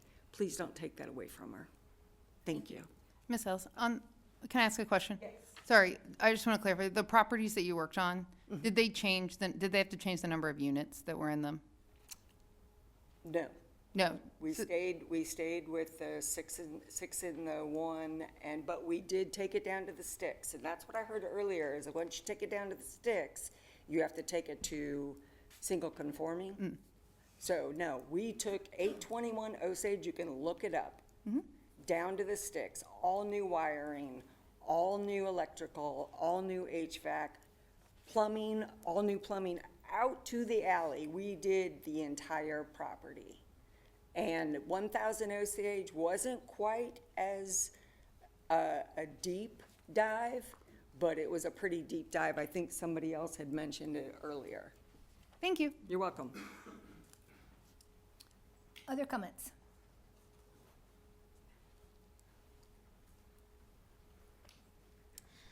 Hello, my name is Kathleen Schuler and I live at 1001 Leavenworth Street. I wanted to come today because I walk my dog around the neighborhood twice a day, every single day for the last 3 years. So I have a very vested interest in keeping the integrity of the neighborhood. I wanted to respond to some of the things that have been said tonight. I think a big emphasis has been placed on the number of units and not enough emphasis has been placed on affordability. The number of the units is not going to be helpful to the people of Manhattan if they are not affordable. I'm interested in hearing from this gentleman what he's expecting the rent of these units to be. I'm not gonna ask him that right now because don't want it to cut into my time, but all of the new units, all of the new apartment complexes that I've been seeing going up are not affordable. They're not affordable for students. K-State enrollment has been suffering since COVID, and we're not gonna attract more students to Manhattan with this cost of living and taking away more and more affordable units, like for this young woman who spoke. I thought it was a good point about the electrical grid and the sewer system with the storm waters. If a catastrophic failure happens because those utilities are being overused, overexerted, and working over capacity, that's going to be costs that fall on the taxpayer, not the developer. I just want to remind you guys that tax revenue dollars don't vote. The economy doesn't vote. People vote. These people right here. And it sounds to me like they have spoken on this issue multiple times and they have made their will very clear. And I think that's a very good thing to remember come election season. Tax dollars don't vote. People vote. And we'll remember. Thank you. Thank you. Other comments? Oh, did you sign in? Excuse me, can you sign in for me? Thank you. Hi, David Jivoltowski, 100 South Delaware. I'd like to start with just recognizing that this is a property rights issue. So essentially you have the homeowner with property rights, and then you have the neighbor rights. So the issue is, when someone makes a change to their property, does that affect others? And so we have zoning to solve that, right? And so if you go, one of the things I don't think has been communicated adequately is, if you go back and look at the process, I'm talking process, right? We developed a plan, as Sarah articulated, through a community process. Subsequent to that process, there was a decision made, and you can go back and read the staff notes. This was described incorrectly at the planning board meeting. Subsequent to the plan, a decision was made to upzone an area and downzone an area, right? So to me, at that moment, we decided as a community, following a process, to upzone an area and downzone an area. So in implementing that plan, the downzone was a decision on how you implement it. I don't know how now you can change that rule and upzone. To me, that's inconsistent with the plan. Okay. So the sequence of events was plan, then downzoning. Okay. Now, Peter, you've asked the question about neighborhood stability. So if we look at how markets work, right, and what we've learned, right, Douglas North would say the rules are the institution, or they're the rules of the game, and then the market works within the rules. Okay? Nobel Prize. Latest Nobel Prize is, it doesn't work when you manipulate the rules. Okay? So what's happening here is people in power can come in and say, change the rules. Let's change the rules. It's like in the middle of the softball game, we're going to change what we call a ball and a strike. So to me, that's the issue. Okay, we're changing the rules. The other thing that I think has not been talked about is zoning was supposed to create economic pressure to make those properties conforming. That's what we were doing. It's not a problem that they're being forced to try to make their properties conforming and lose money. That's the intent of downzoning. Thank you, Dave. Thank you. Can I ask you a question? Sure. So would you say that we have a statutory process Right. for people to request zoning changes? Right. Would you say we should just never accept a zoning request change or zoning change request? Well, that gets into the issue of when you review the criteria, right? Is it consistent with the plan? And if you look at those court cases, right, we try to create criteria to say, hey, we need to make a change here because it wasn't consistent with the plan. I would argue that when we downzone, it was clearly consistent with the plan. Now, if, for example, we were in a situation where we had the plan and didn't have a zoning change, you could say, oh, we can make it more consistent with the plan by upzoning. But we downzoned that. That was consistent. So now you're saying, oh, at that moment when we downzoned, we became more consistent with the plan. So, and I mean, can David get another question? Sure. I have another question. Okay. So the vast majority of the plan recommends mixed density Okay, thanks. and low to medium density across most of the city. Right. But there is one sentence in the plan that is contrary to every other recommendation for this neighborhood specifically. What is so special about this neighborhood specifically that it is allowed to exist contrary to the rest of the plan? So if, Sarah could probably talk more about this because she lived it, but there was a process that went through. And my memory is, it was like, okay, we want intact neighborhoods downtown, right? We want to maintain some intact neighborhoods, but we want increased density. We want this concept of more increased density in housing, but we don't want that spotty all over town, all messy, happen randomly. We actually want to create a neighborhood that's stable and a neighborhood that's greater density. When they discussed that and decided to downzone, they intentionally downzoned lower than that original plan language because they didn't think that a higher zoning would achieve the plan's goals. And so when you look at that neighborhood, you kind of take points and you look at it in isolation. You don't look across points and think about what we were really trying to do with the downtown was not upzone everything, right? So for me, I guess when I look at this, it's like we went through democratic planning process. We set up the rules. We said the market should work this way, right?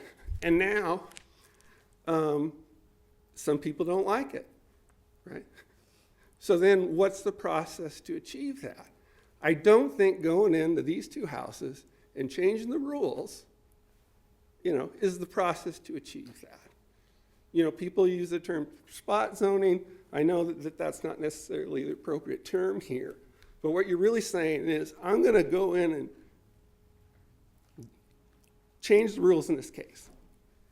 And to me, that creates a property rights issue for the neighborhood.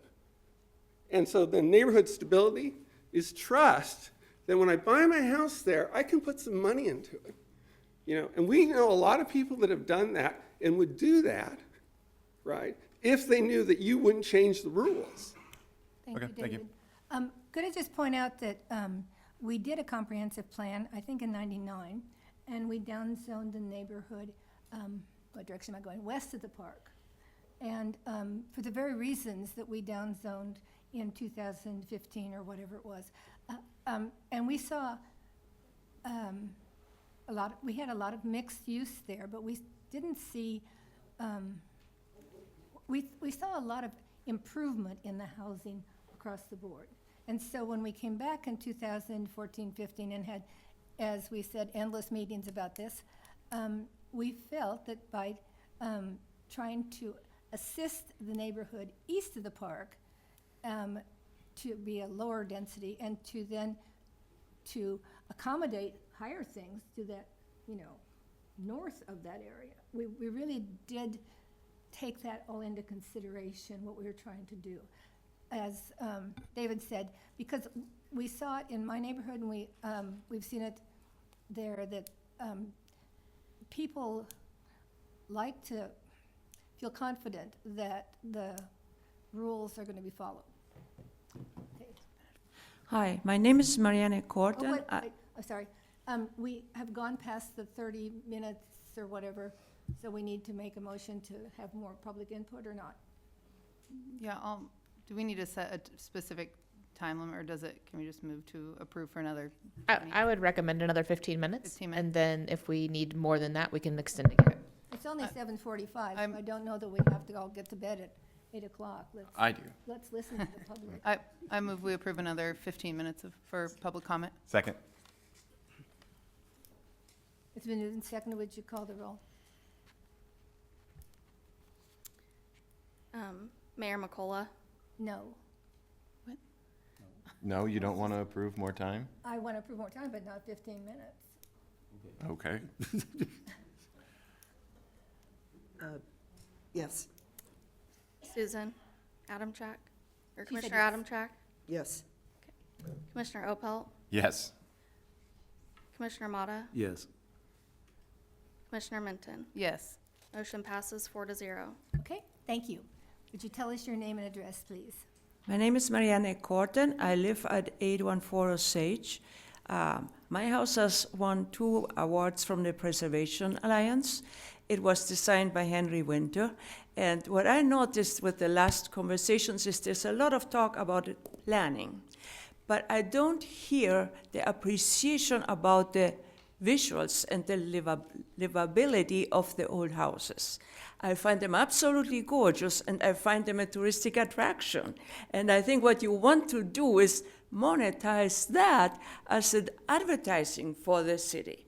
The character and the history and the visuals of that are something that is absolutely fantastic. And it's something that everybody else forgot to talk about, I think. That was what I wanted to say. Thank you very much. Would you make sure and sign in? I will. Thank you. Other comments? Good evening. My name's Larry Fox. I live at 2330 Grandview Terrace. Before I get into my prepared remarks, I would point out that these 2 properties combined under common ownership make up 3 city lots. Lots 414, 415, 416, Ward 4. So when they're under common ownership, you could have 3, whatever you can put on a 50 by 150 foot lot in this neighborhood, you could do that times 3. So I'm here tonight to speak against the rezoning of the 2 properties for the multifamily development.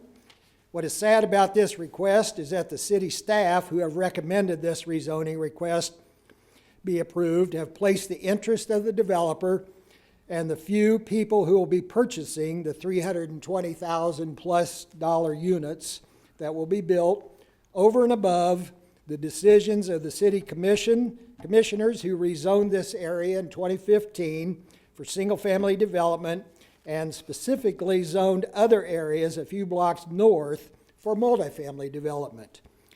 Over and above the current residents of the homes in question who will be displaced if the rezoning is approved. Over and above the owners and residents of the surrounding properties that will be most negatively impacted by the demolition of the existing structures and the construction of very large condominium-style multifamily buildings. And over and above the hundreds of Manhattan residents that want to see this area remain a single-family neighborhood and don't want to see more large multifamily buildings in the area like those in the area a couple blocks to the north. They have simply ignored the voices of those who are most impacted by this decision and given favor to the developers who will profit from the new structures and the buyers who can afford $300,000 homes.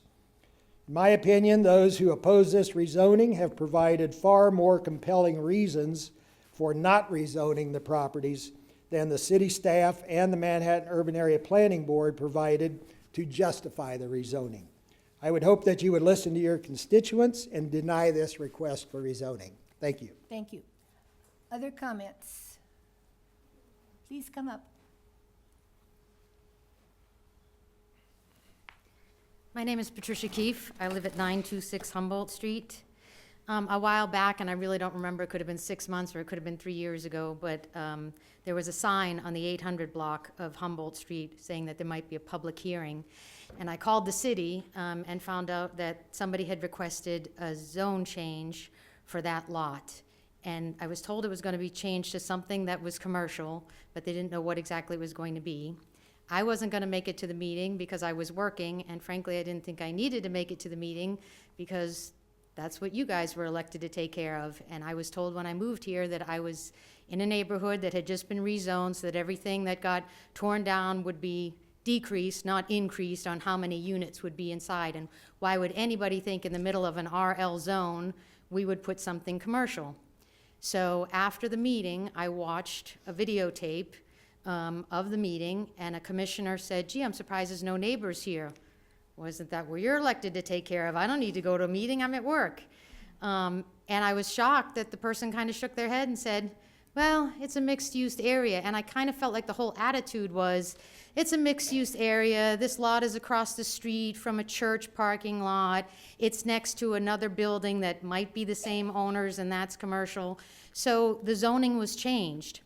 The last time I was here for a meeting, I think it was about a month ago, we were having the same discussion, and somebody from the city had put up a power slide that showed you the colors of where the RL zone was I live in. And there's one yellow block that stuck out like a sore thumb. That's the commercial lot that's shoved up in the middle of Humboldt Street now, and I live a block away from that.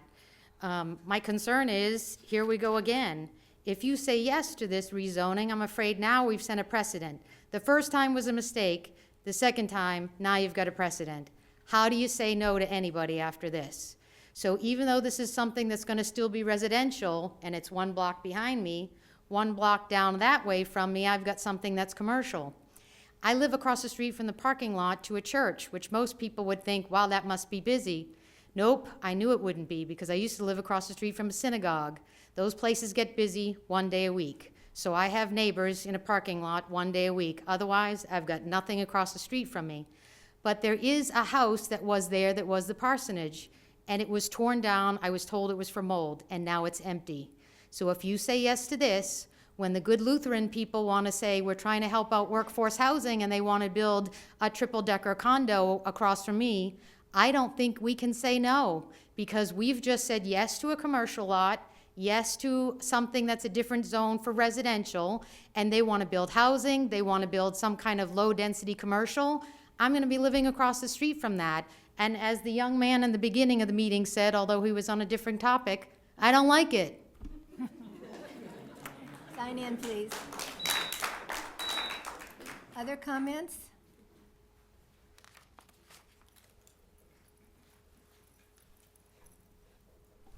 Good evening. I'm Linda Glasgow.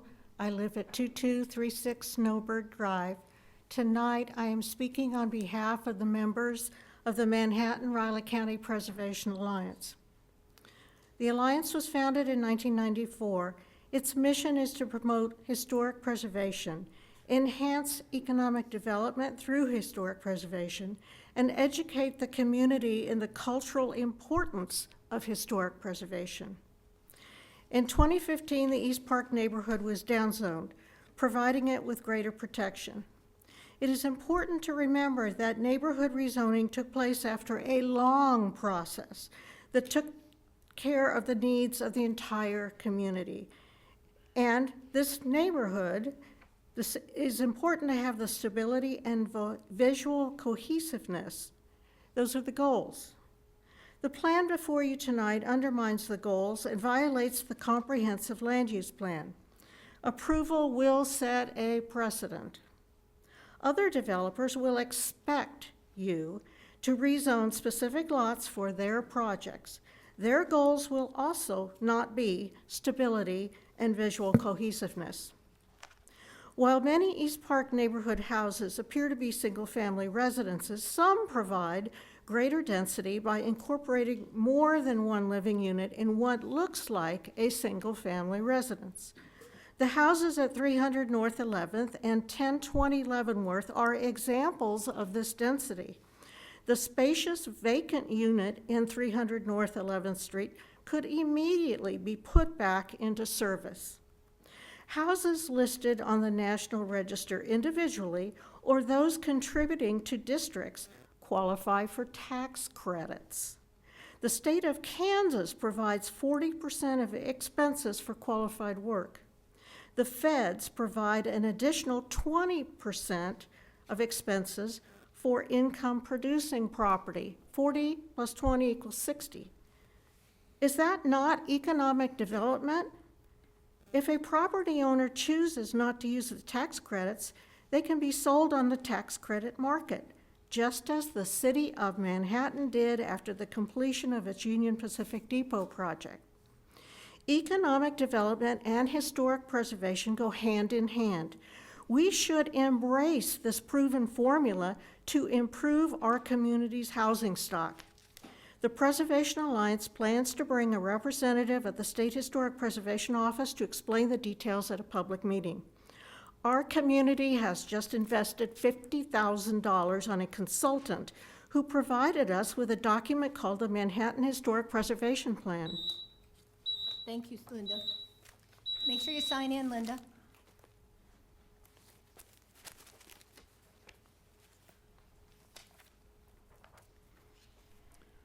Good evening. My name is Mel Borst, and I reside at 1918 Humboldt Street. A year ago, when this commission voted to override the planning board's recommendation to deny this proposal during an illegal rezoning process, it became apparent that the following questions are among those needing answers as you reconsider this arbitrary rezoning proposal. Why does our city government demonstrate its disregard for our comprehensive land use plan, its purposes of neighborhood conservation zoning, and recommendations of its adopted housing study to retain existing housing stock? Why are city management findings of facts, tactics such as cherry picking and spinning parts of the land use plan and housing study out of context supported by those that represent all citizens and direct the conduct of our employees? Why are the Manhattan Development Code's adopted purposes of zoning and land use regulations being ignored? The purposes start with implement the Manhattan Urban Area Comprehensive Plan, along with other adopted plans, and also include preserve and enhance the character, integrity of established neighborhoods and the compatibility, affordability, and quality of houses within them. In this specific instance, what is the greater good? A few additional for-profit housing units or fidelity to the land use plan to prevent a domino effect that will physically alter the stability, character, and affordability of an established zoning conserved neighborhood? Does support to redevelop the East Park neighborhood by a local for-profit business lobbying organization justify denying property and due process rights to its residents? Although answers to these and other questions still need to be addressed, it is encouraging that you have asked for a better understanding of why this rezoning proposal does not meet standards for approval. However, it is disturbing it has now become the responsibility of citizens, aided by our legal system, to provide this understanding to you. our planning boards and the public. How does this comply with the zoning and land use purpose to preserve and improve the public health, safety, and general welfare of our citizens? Thank you. Thank you. Make sure you sign in, Mel. I sure will. Other comments? Hi, Elisa Picer-Kearns, 713 Osage Street. And I want to thank Mayor McCullough for bringing up the West Park rezoning. Approximately 3 years ago, when my husband and I were looking for houses, we were exclusively looking in the West Park neighborhood. But as millennials still in grad school, we were unable to afford any of those houses. We can dream. What happened was our realtor actually informed us that the East Park neighborhood had been downzoned. So although the East Park did not necessarily look like the West Park does, if we wanted to establish roots, make an investment in a home there, raise our family there, that would be a neighborhood that was anticipated to beautify, essentially, like the West Park neighborhood. And so that was the only reason we really agreed to buy in the East Park neighborhood. We were going to continue renting until we could get a beautiful old house that we wanted. So, thank you. Thank you. Make sure you sign in. Oh. I have a question. So, you mentioned that the West Park neighborhood was too expensive.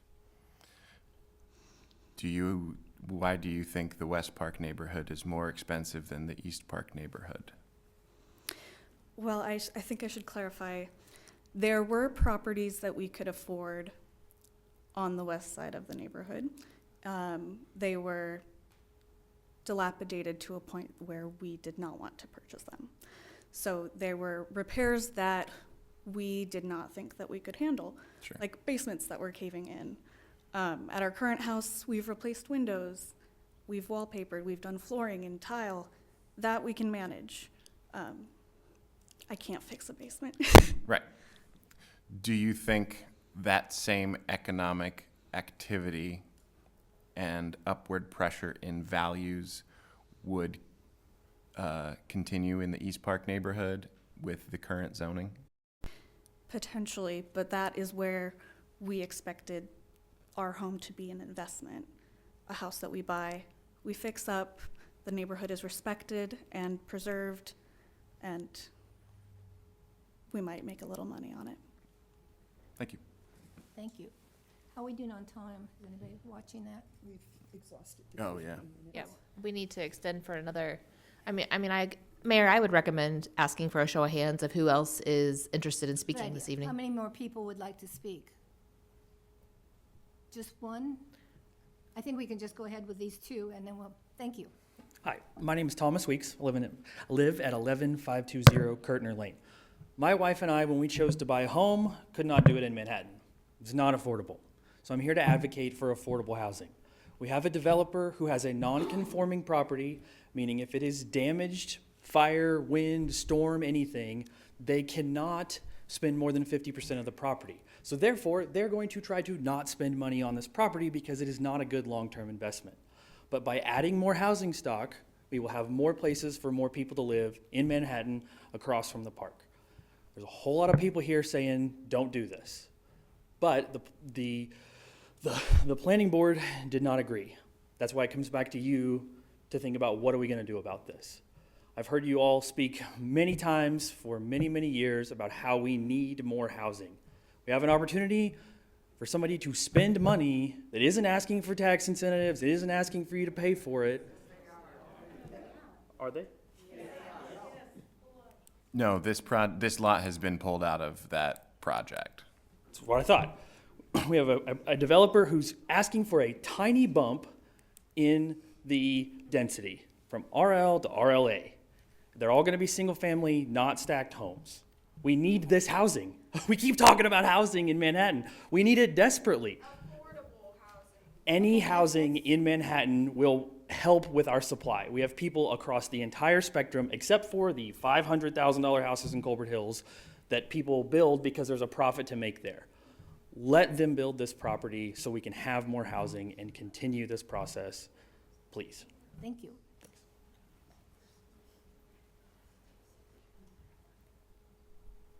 Amber Starling, 408 Houston Street. I think it would be easy to chalk up this neighborhood pushback to NIMBYism, not in my backyard. But that misses a lot. It misses a democratic process that began in 2015, long before I scrubbed my first toilet. 15 months, hundreds of hours donated by citizens, working alongside commissioners and staff.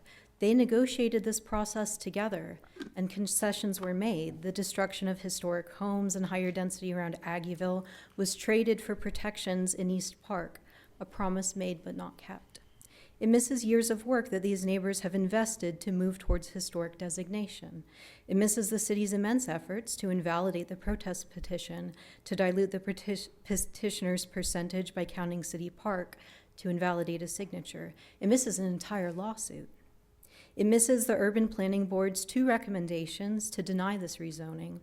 It misses a vastly unfair process, one in which the protesting neighbors have to present their argument in highly coordinated 3-minute intervals. And the developer has an unlimited time to present to the commission, a privilege typically reserved for city staff. It also misses the shortcomings of our process. We set broad redevelopment districts and then spot zone reactively when a developer comes to the commission with a new plan. This process leaves homeowners on the defensive and breeds contempt between developers and neighborhoods. I've suggested before that we upzone by street, not district, to expand Aggieville on purpose, only to find that this was already done in 2015. We just aren't following the plan. To call it NIMBYism is dismissive, and it omits the city's own contribution to this lack of trust. How can this commission expect people to serve on boards and engage in city planning, to donate hours of their time and expertise without heeding their recommendations or following the plan? Trust is built in a cycle of rupture and repair. This is the rupture, and now I have a question. What commissioners will you do to repair it? Thank you. Okay, I will close public comment. Okay. Would the commissioners like to ask any more questions of the applicant?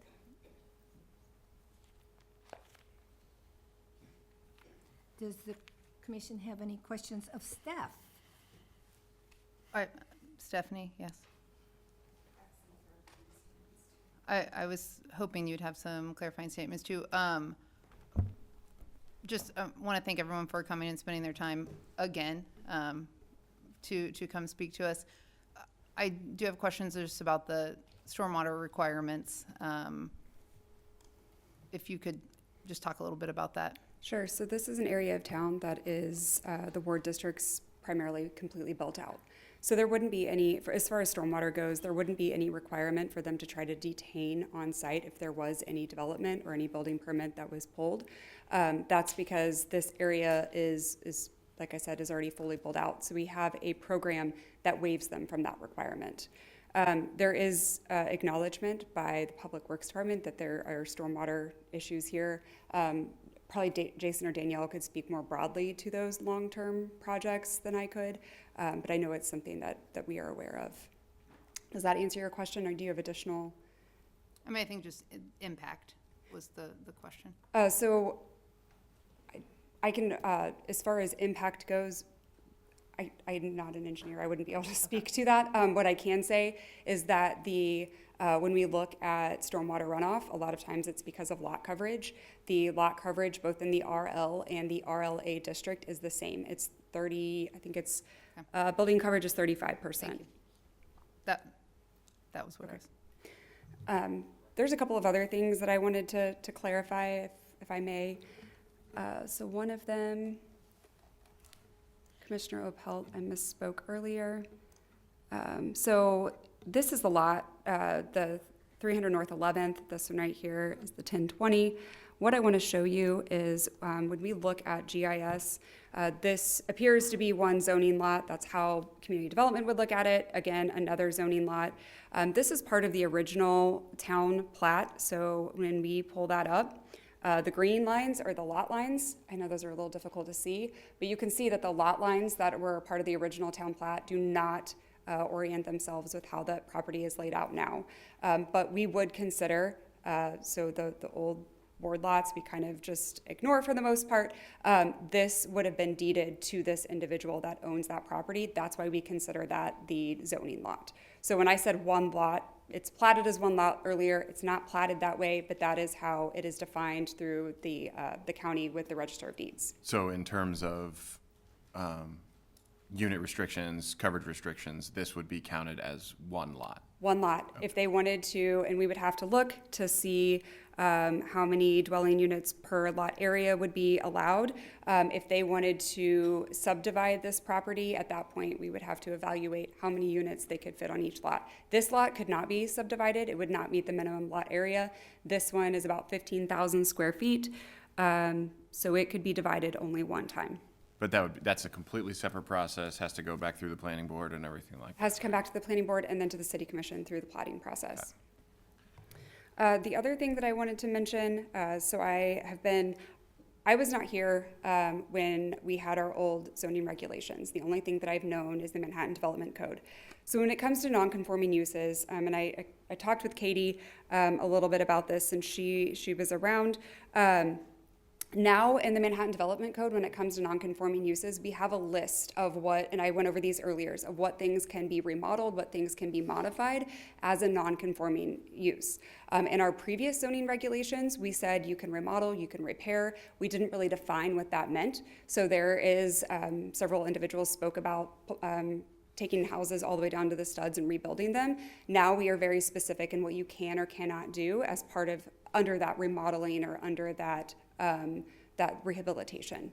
So again, windows, roofing, you could still repair your electrical or your HVAC system, but stripping it down to the studs and then trying to come back with 3 new units, that is not specifically called out as an appropriate remodel or an allowable. When did that change?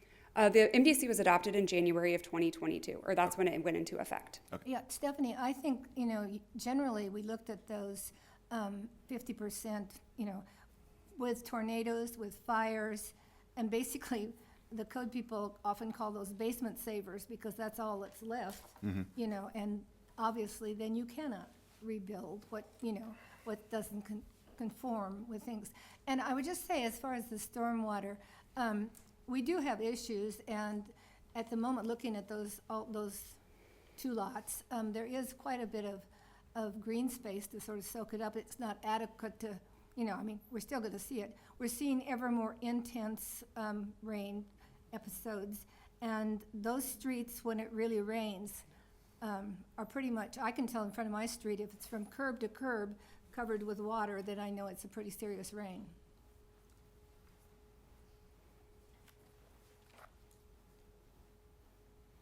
Those were the only clarifications I had. Was there anything else? Okay. No, thank you.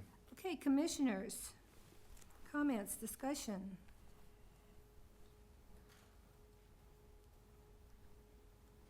You got anything, Jamie? Yeah, I do. Spent a lot of time over the last several months with this, with the comp plan, which is why I asked the question as to where people are seeing the reference to a down zone to residential low. The area where I'm reading it's and this was actually pointed out by the planning board. They referenced this paragraph. It says proposed downzoning to, I can't read today, proposed downzoning east of City Park. It references the 11 block area east of City Park is proposed to be changed from residential medium high density to residential low medium density.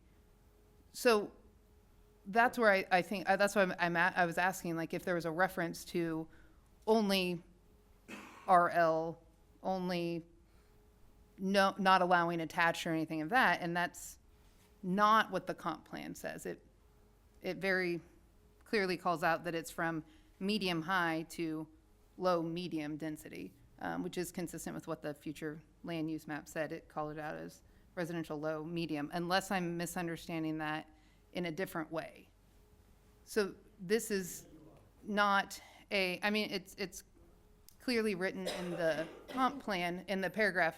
The planning board referenced this paragraph. The important thing, Jamie, is R1, that you can only, you know, But that doesn't exist anymore. well, but that's what it did, what we talked about in But, 2015. but the RLM, residential low medium, when it's called out to clarify in it, it actually, it includes townhomes and duplexes. Let me find it. Sorry, finding it in a 281-page document. So that would be where I'm seeing it on page 41.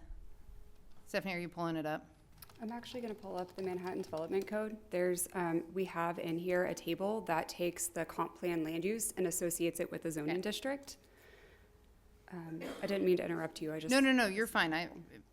So I'm seeing that residential low, medium density is single family attached, duplex, townhomes. I mean, it talks about manufactured home parks, condominium. I mean, there's several things in it. So I guess I'm not understanding why the feeling exists that it's only to be single family, not attached. So yeah, could you? Sure, I can walk you through this. So the comprehensive plan uses our future land use map. Those future land use designations are in this column here. So you referenced the comp plan saying that we are going from this residential medium to high, which would have been our RM, RH type of zoning districts. And it was going to a residential low to medium density, which is both RL and RLA. So this table here, and it also is helpful because it talks about our former zoning designations as well.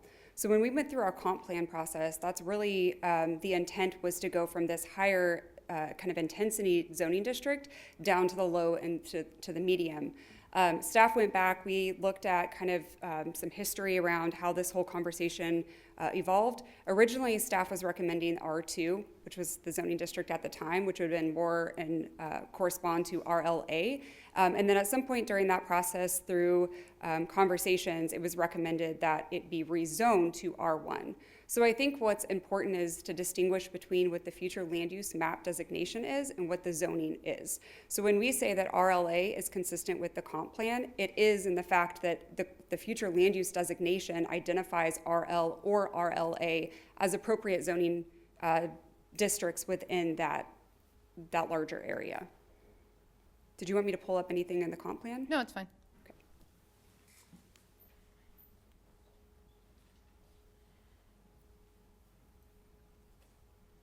I don't have any more discussion. I don't know if anyone else does. So, I, like you, have lots of thoughts. Did you have something, John? I might in the future. Okay. Lots of thoughts on this. I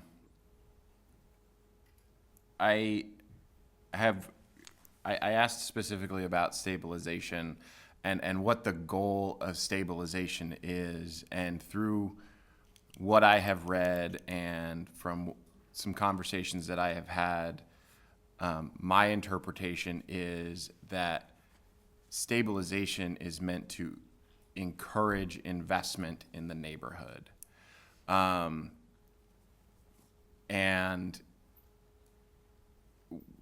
we have here a local Manhattan resident who wants to invest in this neighborhood. And I understand that it is slightly different, but it is not changing the current use of the property.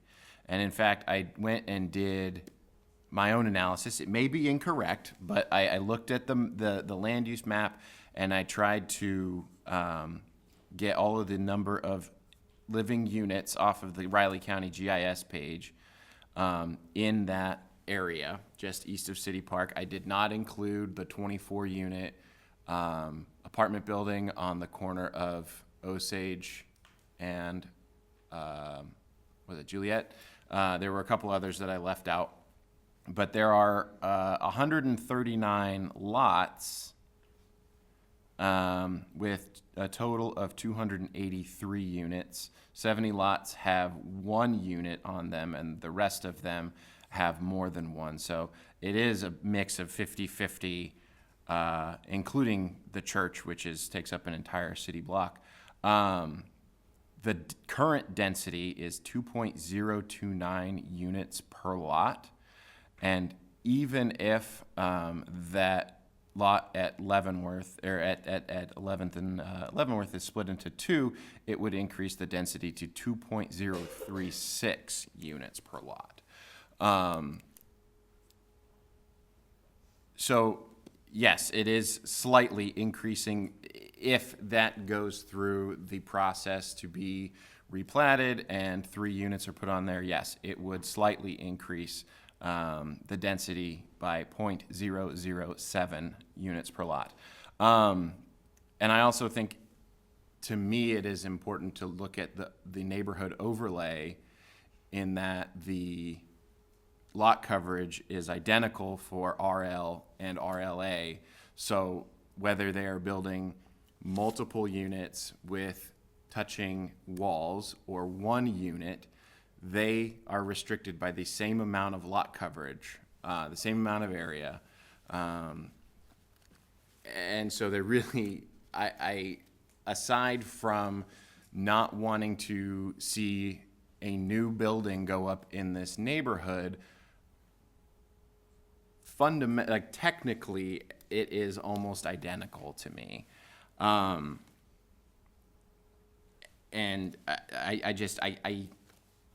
yeah, so that's what I've gone through and kind of come to. And I agree with you about the comp plan, is that it does say low to medium density in that neighborhood. And I think the use is still identical to what it currently is.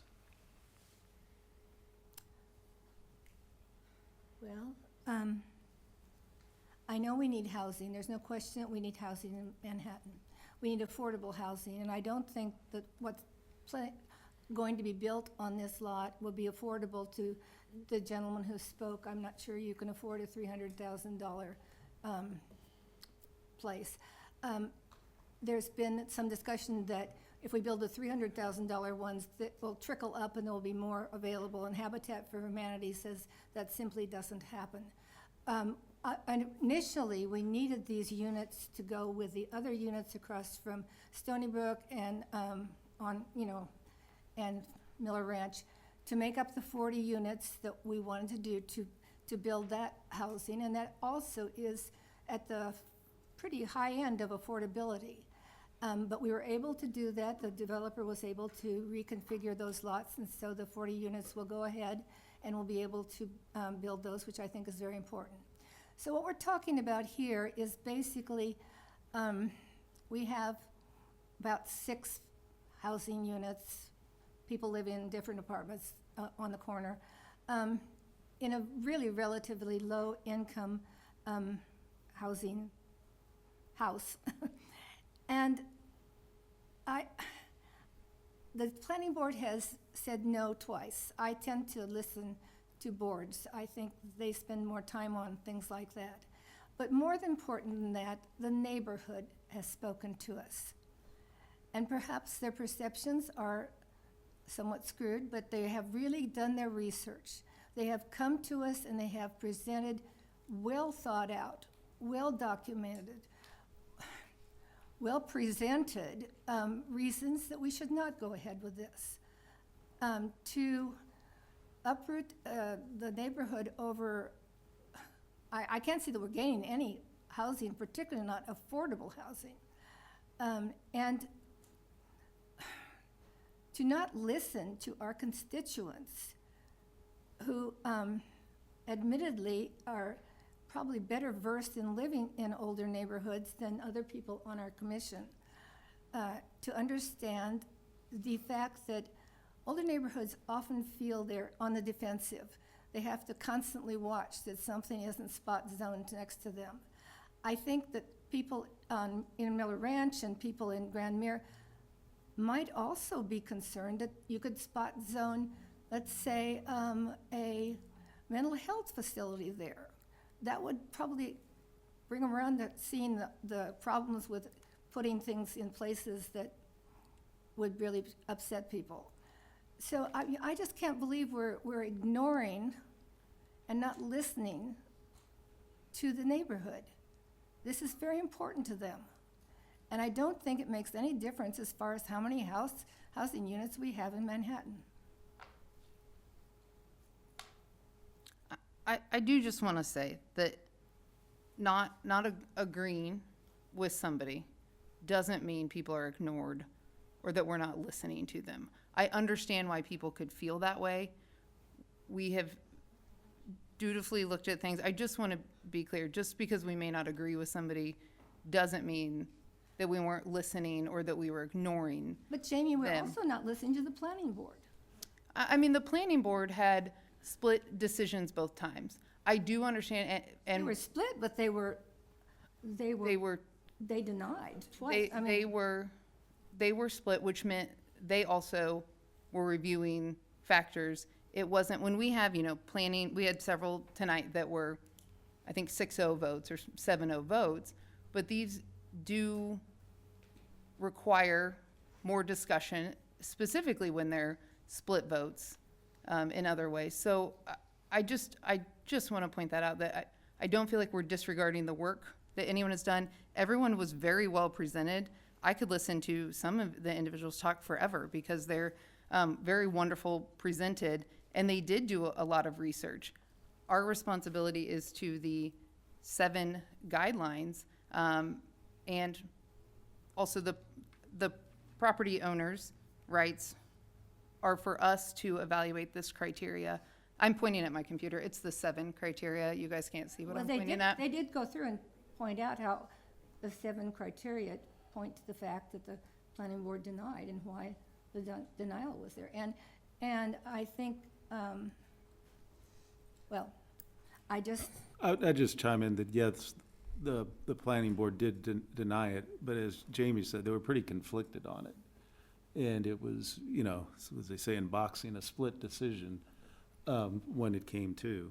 The other thing, when you talk about the affordability of the housing, and that this is going to be more affordable than what's put in there, that's because it's non-conforming.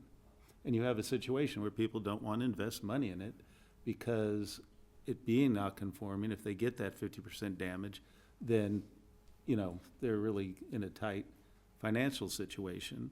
And we've got 60% of the neighborhood that is really multiple family, all with these type of situations. So what would happen, there was the one speaker who said that was the purpose, almost really to force them into something. So if all these went to single family, well, we lose a lot of housing in it, and it would become very expensive housing. So the argument about this costing more than that, you can argue that from both directions.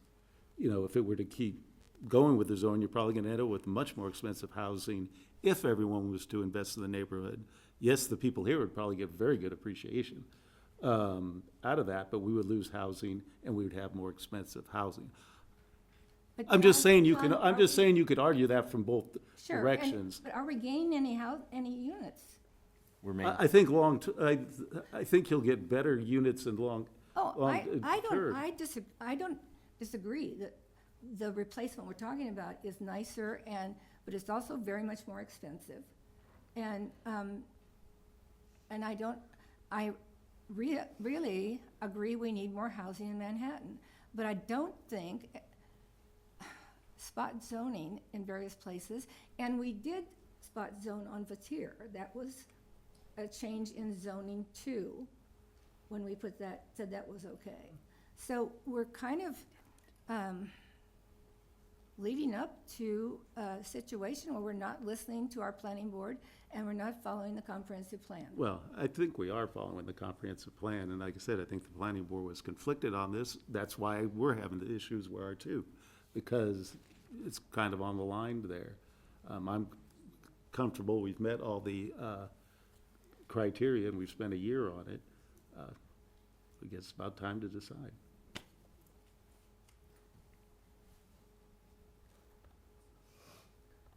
Would someone like to make a motion? I'll move that we adopt the findings of the staff report, revise the Urban Area Planning Board's recommendation, and approve the rezoning, approve Ordinance 7789, repealing Ordinance 7732, and rezoning 2 lots from low-density with established neighborhood overlay district to low-density residential attached district with OEN district. Second. Chelsea? Commissioner Adamchak, No. Commissioner Opelt, Yes. Commissioner Motta, Yes. Commissioner Minton, Yes. Mayor McCullough. No. Motion fails 3-2.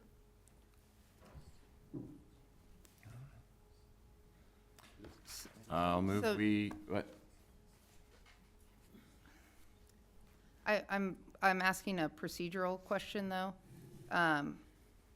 Katie, the options were, Oh, so now we gotta, I think it was included in here. well, It's repealing that ordinance. these are weird because, I mean, theoretically, well, now we have to repeal both the could ordinance. fail. And so, Then it Then would be it's the a no action option. no action. Yes, and we just still need you to do the cleanup ordinance, which does indicate there was no action that determined the outcome of the rezoning. If both votes fail, then, That's what I just was Yeah. trying to clarify. These Yes, yeah. Are weird when they have Yep. conflicting votes that can both Yes. pass or fail. We still need a motion and a second to move forward with option 1. Don't we need a motion to repeal 7732? No. now the commission could make a motion on option 1 and see how the vote turned out. Or if there is no further motion, then we would be under number 3, but you would have to vote to repeal ordinance number 7732 as the cleanup for the records. So you can vote on, you can do either one at this point. Yeah. Just how you want to be on the record. Well, I would move that we vote to repeal ordinance 7732 as a cleanup. Second.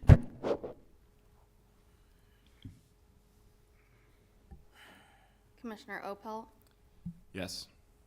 Commissioner Motta, Yes. Commissioner Minton, Yes. Mayor McCullough, Yes? Commissioner Adamchak. Yes. Motion carries 5-0.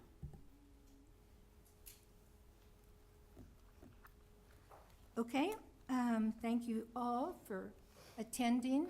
I would entertain a motion to adjourn. So moved. I'll Second. Okay, Jamie did it. All in favor? All in favor, just say Aye.